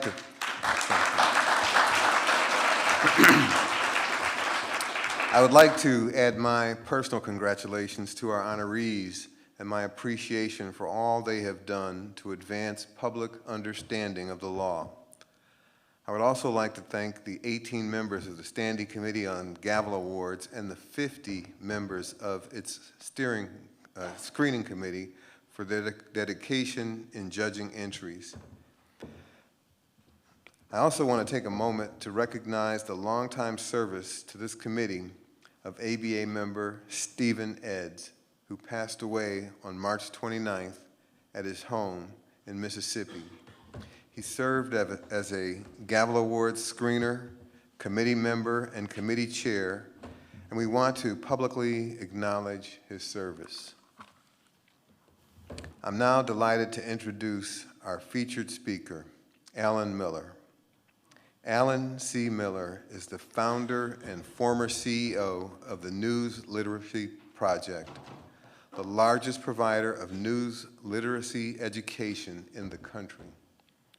He was a reporter with the Los Angeles Times for 21 years, spending 19 of them in the paper's Washington bureau before leaving in 2008 to establish NLP.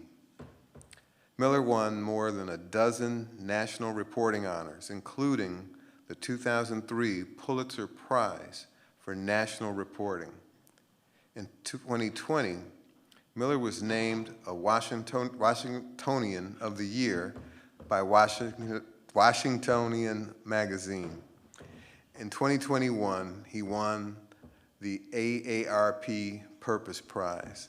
Please join me in welcoming Alan Miller.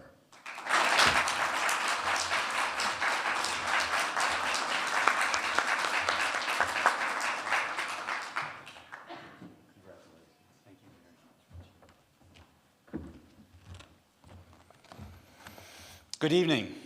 Thank you, Reggie, for that extremely gracious introduction. And congratulations to the impressive winners and finalists for this year's Silver Gavel Awards. It is truly an honor to have the opportunity to speak to all of you today about one of the great challenges of our time, one that resonates across the issues that the esteemed award winners have explored in their deeply meaningful, inspiring, and impactful work on civics, gender violence, racial and criminal justice, civil rights, and other topics. I'd like to begin by focusing on one incident in a web of many that illustrates the pervasive and even deadly dangers of misinformation. On a dreary Sunday afternoon in December 2016, Edgar Madison Welch, a father of two, walked into a pizza restaurant in Northwest DC, armed with an AR-15 assault rifle, a 38mm handgun, and a folding knife. He had driven from his home in Salisbury, North Carolina, intent on freeing children that he believed were being sexually abused in satanic rituals in the restaurant's basement by a child trafficking ring led by Hillary Clinton. Welch walked into Comet Ping Pong and headed toward the back of the sprawling restaurant, where children were playing ping pong. He got to the restaurant's kitchen and shot open a lock. He found only cooking supplies. He whipped open another door and found an employee bringing in fresh pizza dough. Before being apprehended, Welch fired 2 other shots, fortunately harming no one. He also discovered that the restaurant had no basement. Welch's actions were prompted by a conspiracy theory that had gone viral during the 2016 presidential campaign. This arose after the emails of John Podesta, the chairman of Clinton's presidential campaign, were hacked and posted by the Russians and poured over by those who attributed all kinds of meaning to quotidian communications. The theory had congealed through millions of posts on fringe platforms and in hyper-partisan social media groups, and was legitimized and accelerated by right-wing media outlets. At his sentencing to 4.5 years in prison, Welch said that he came to D.C. with the intent of helping people. Yet he found no imprisoned children, no satanic cult, not even a basement. One might think that such a public and undeniable refutation of a conspiracy theory would be its end. But incredibly, it was just the beginning. What was popularly called the Pizzagate saga was not an isolated event, but rather the precursor to one of the most nefarious and surreal conspiracy theories in modern history, that a global elite of sex trafficking pedophiles are exercising power through the shadowy deep state. During Donald Trump's presidency, adherents of QAnon believed that only he, as an outsider and non-politician, could unmask and purge this evil cabal. In fact, QAnon is often traced back to October 5th, 2017, when Trump puzzlingly told the press, "Maybe it's the calm before the storm," which reinvigorated Pizzagate tropes and themes. Not only have polls shown that millions of Americans believe this delusional vision, but like Welch, some have acted on it. This includes numerous participants in the January 6, 2021 assault on the Capitol, only 7 months after the FBI said in a threat assessment that QAnon members could move towards engaging in real-world violence, including harming perceived members of the cabal, such as Democrats and other political opposition, instead of continually awaiting Q's promised actions which have not occurred. Meanwhile, voters in South Carolina and Colorado have elected 2 adherents of this cult-like network to Congress, and many others are now seeking public office. Alex Kaplan of Media Matters has identified 65 current and former candidates for Congress, governor, and offices that have control over state elections. In recent years, believers of disproven and dangerous conspiracy theories have spilled from the dark corners of the web and into the streets and threatened to undermine our public health as well as our public life. Many of these individuals have latched on to misinformation about every aspect of the pandemic, from its origins to its scale, to vaccines, antidotes, mask wearing, where the stakes are literally life and death. They have also embraced baseless assertions by Trump and his supporters that the 2020 presidential election, which by all credible accounts was exceptionally fair, secure, and decisive, was fraudulent or stolen. How did we get here? What does it mean that tens of millions of Americans are now deeply invested in such corrosive lies? And what can be done to reinforce reality-based thinking before conspiratorial thinking undermines democracy and ushers in a new era of authoritarian rule?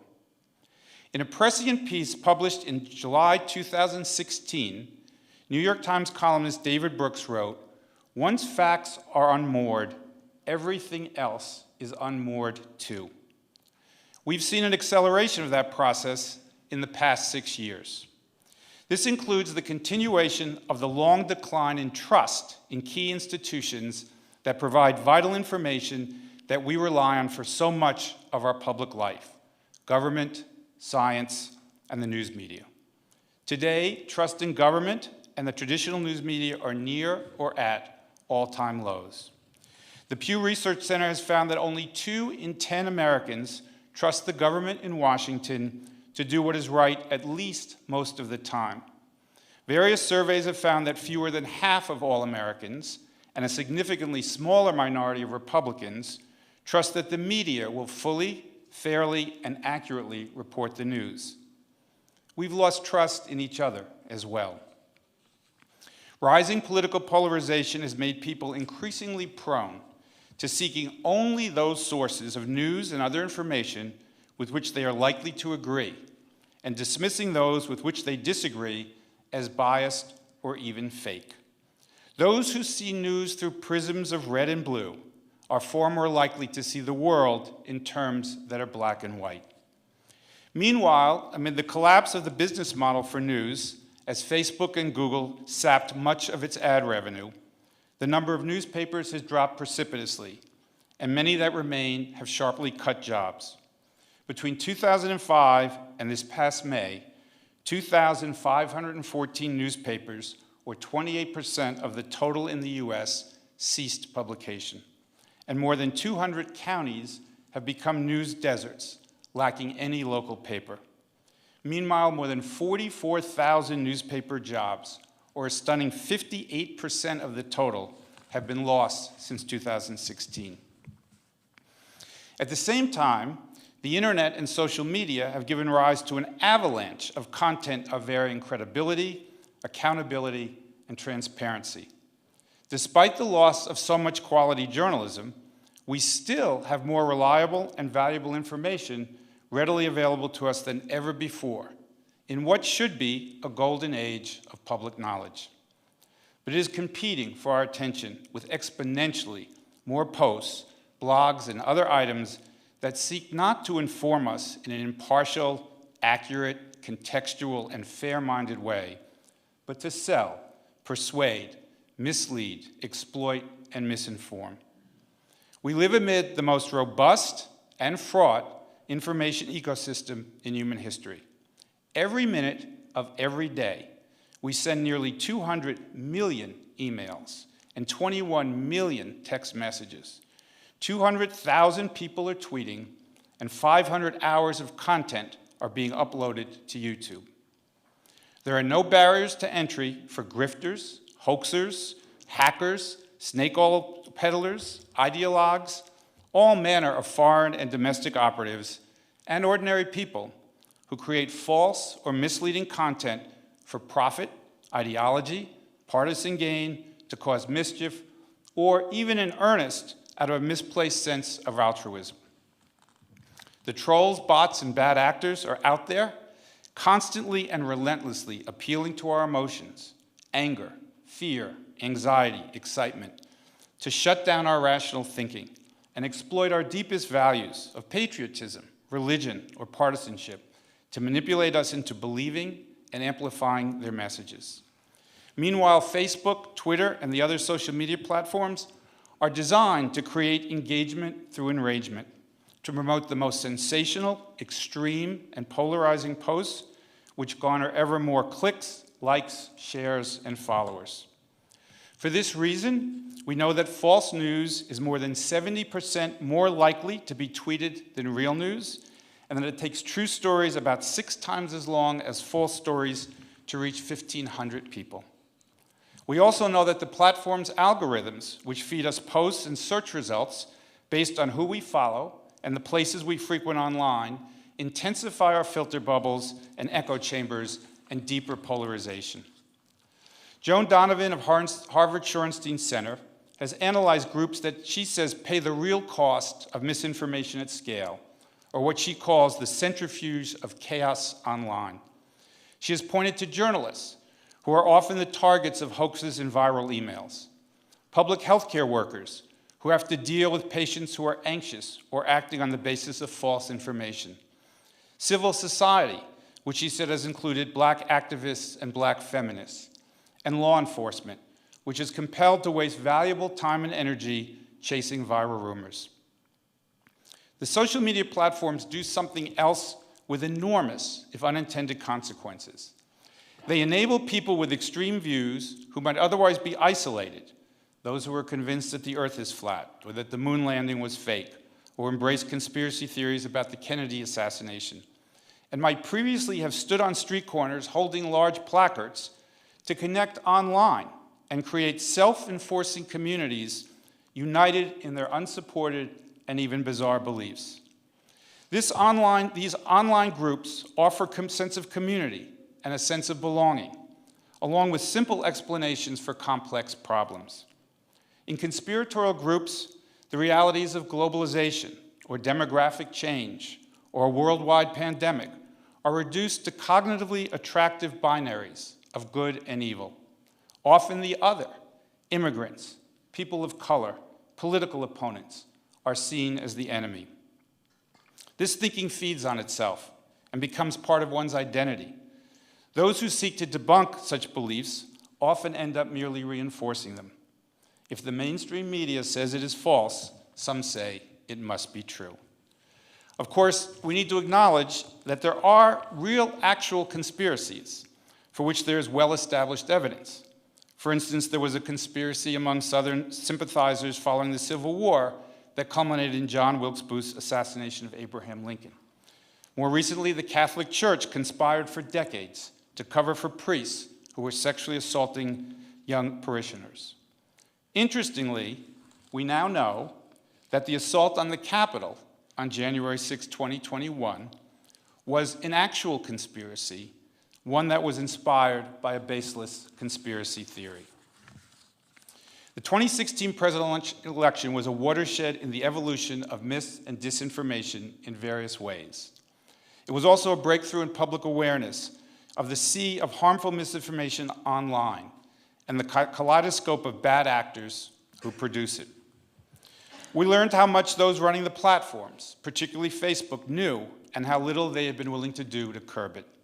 And we learned about the Russians' aggressive disinformation campaign to influence the election's outcome, pit Americans against each other, and undermine faith in democracy.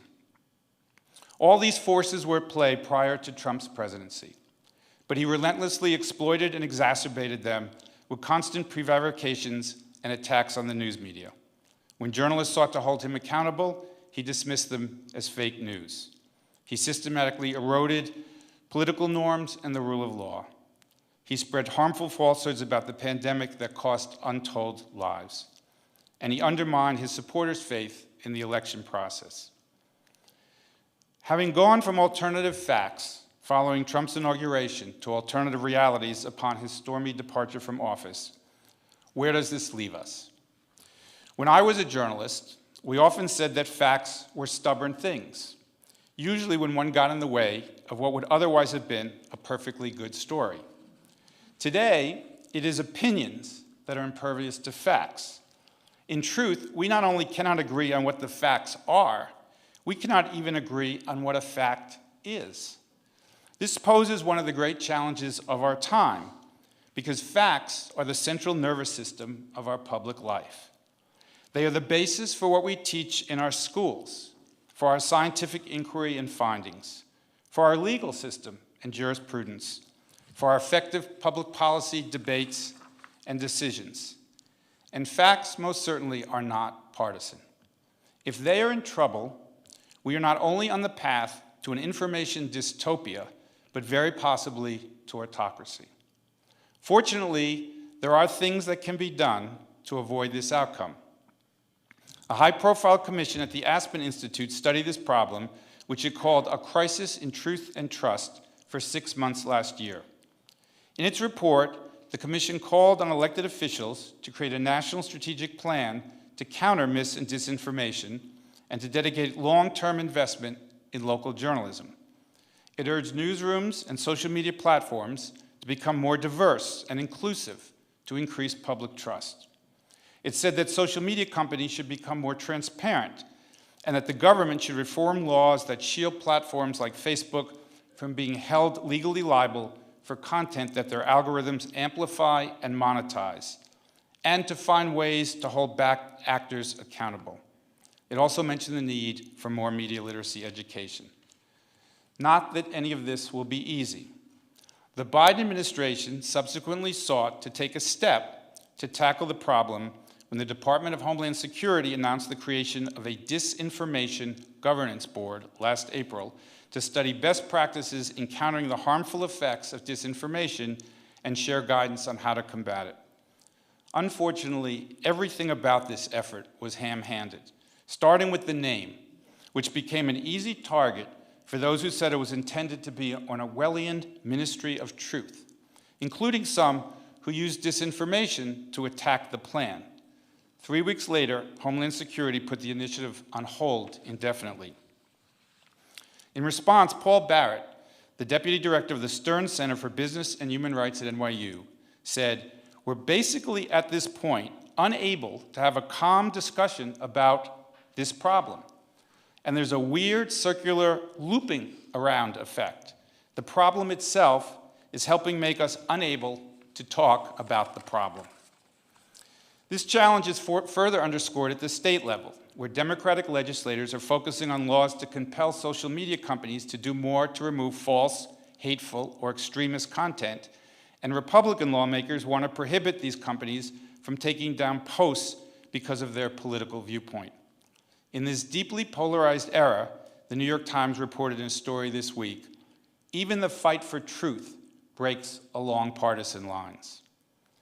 At the same time, we've seen governing bodies elsewhere take steps to regulate the platforms. Australia now requires digital tech companies like Google and Facebook that profit from posts by news organizations to pay those outlets. In April, the European Union adopted legislation to make Facebook, YouTube, and other companies liable for mis- and disinformation that circulates on their platforms and to disclose how they amplify divisive content. I believe that it's time to sensibly reform Section 230 of the Communications Decency Act in the US as well, which says these companies are not publishers and therefore not liable for content that appears on their platforms. Interestingly, even the Founding Fathers had concerns about such challenges. John Adams said he feared that human reason and human conscience are not a match for human passions, human imagination, and human enthusiasm.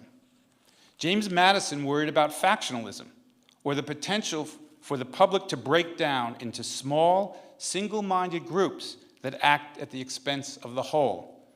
Matt Malone, writing in America Magazine, said that Madison believed that only a large society occupying a vast expanse of space could be effectively governed as a republic. If the place were too small, then like-minded people could easily find one another and form a faction.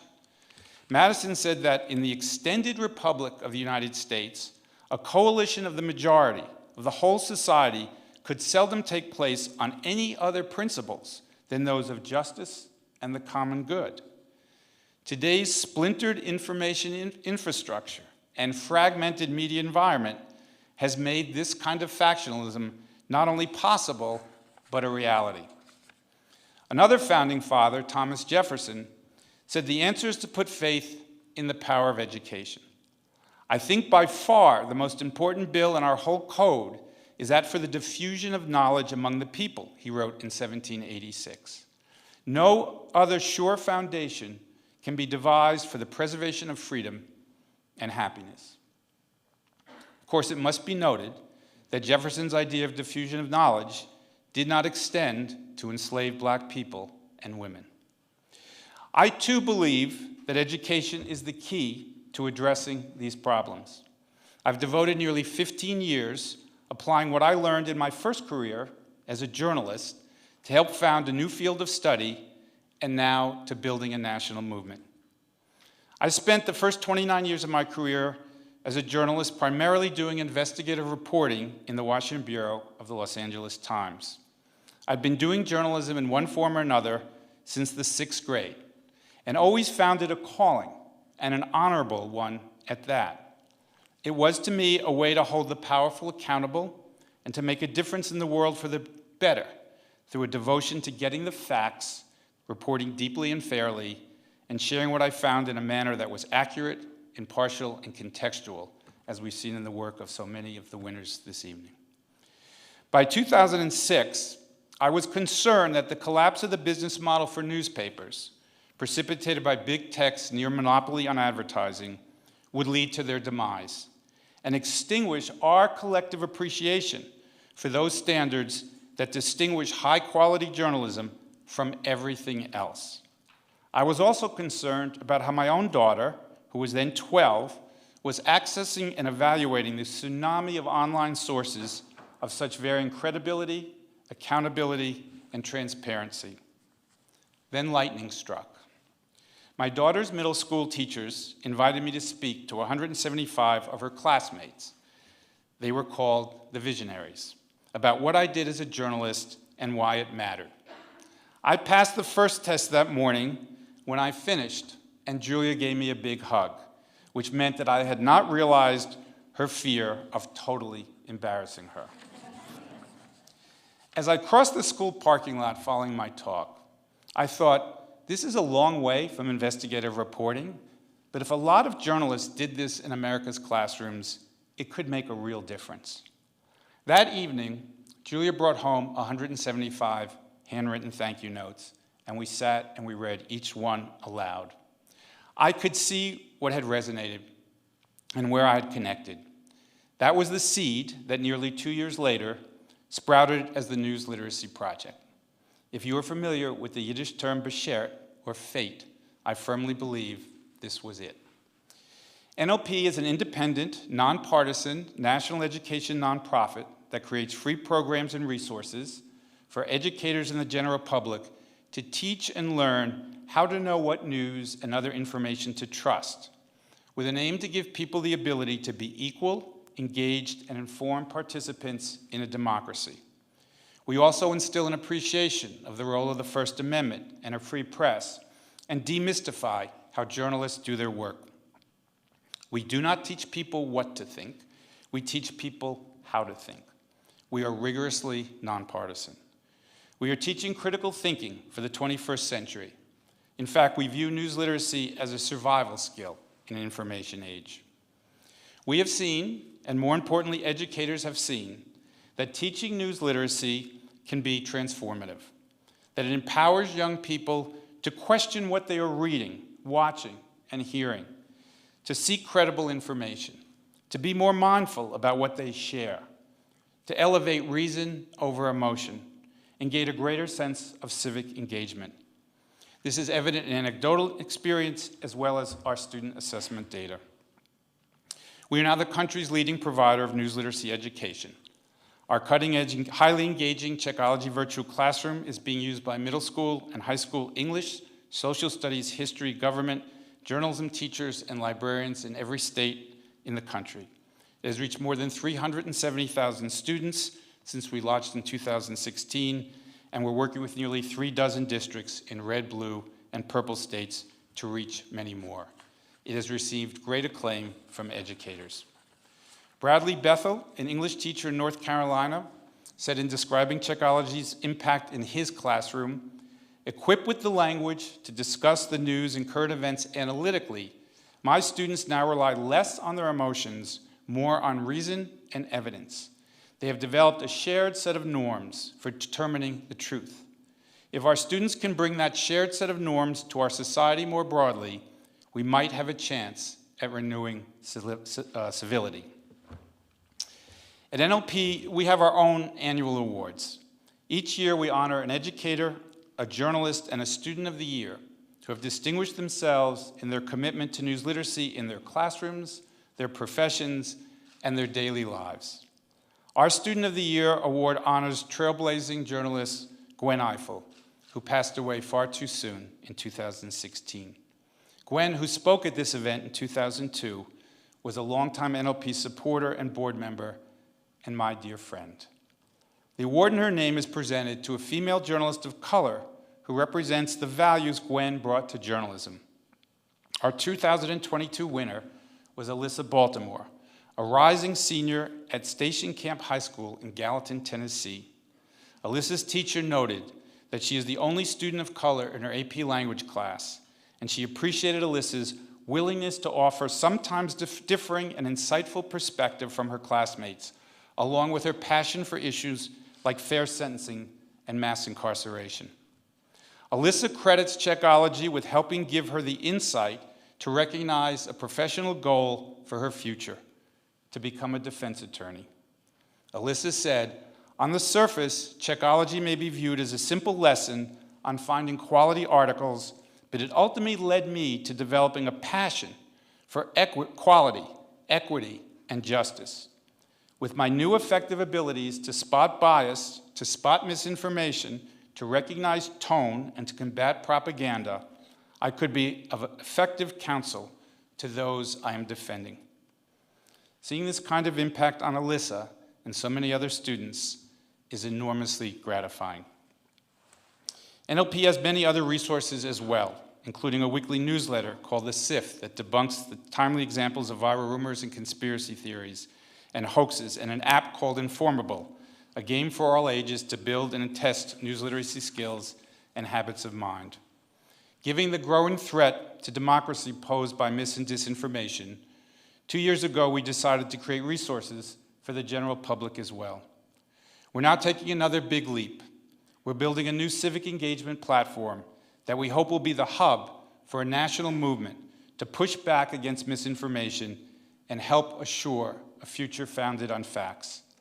It will be a place where people can go to see fact checks on the latest viral rumors and then learn skills to be able to take some of the necessary steps to identify misinformation themselves. They will be encouraged to push back and debunk misinformation when they encounter it, and to share the platform and these skills with others. Our vision is ambitious: to create a sense of personal responsibility around how we consume and share news and other information, to convince and help train people to be part of an information solution rather than the disinformation problem. Our goal is to change the culture in ways that we have seen around issues like smoking and drunk driving and littering. The difference is that it took a long time to achieve those societal shifts, and we don't feel that we have a long time. Following the 2020 presidential election, democracy barely survived a stress test. We may not be so fortunate next time. We've been encouraged by the adoption in news literacy teaching by school districts and educators across the country, and hope to see it embedded in the American educational experience as a requirement for high school graduation. Another piece of encouraging news is that there's growing recognition of the contagion of harmful online content. More than 3/4 of respondents in the 2022 Edelman Trust Barometer, an all-time high, said, "I worry that false information or fake news is being used as a weapon," and with good reason. We hope that many of these people will join our cause. Another reason for hope is that we are not as polarized as social media, especially Twitter, and the news media often make it appear. Polling shows that 2/3 of Americans from across the political spectrum are fed up with polarization, forgotten in public discourse, flexible in their views, and still believe we can find common ground, journalist David French has written. He calls them the exhausted American and says they are hungry for simple decency and will seek out friendships on the left and right so long as respect outweighs differences. He says that even the most extreme disagreements are manageable as long as a friend is willing to listen and learn, and you're willing to listen and learn in return. The exhausted majority is also the hope for America. I hope that some of those exhausted Americans will find the energy to rally to our cause as well. I hope that you too are among those who are concerned, or if you were not before I began my talk, that you are now. I invite you and your friends, families, and firms to join our growing circle of virtue to fight back against the rising toxic tide of false and harmful content. Some years ago, when NLP was far smaller and the challenge nowhere near as great, I had a conversation with Ted Koppel, the esteemed television journalist and a former host of the ABC News show Nightline. I was trying mightily to persuade him to join our cause. What you are doing seems quite worthwhile, Keipel finally said, but it seems to me that you were trying to empty the ocean with a teaspoon. You may be right, Ted, I responded, but what choice do we have but to try? Thank you.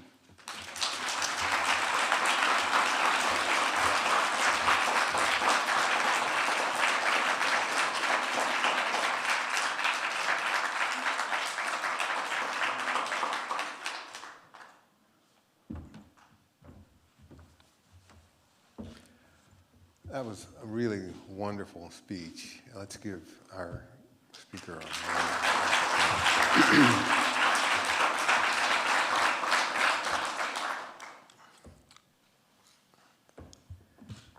Alan, we are deeply grateful for your remarks and for all of the work that you have done and that you will continue to do.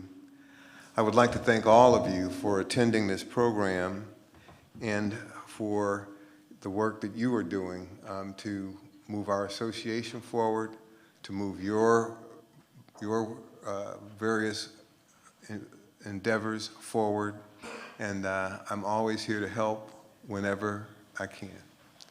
Thank you all very much.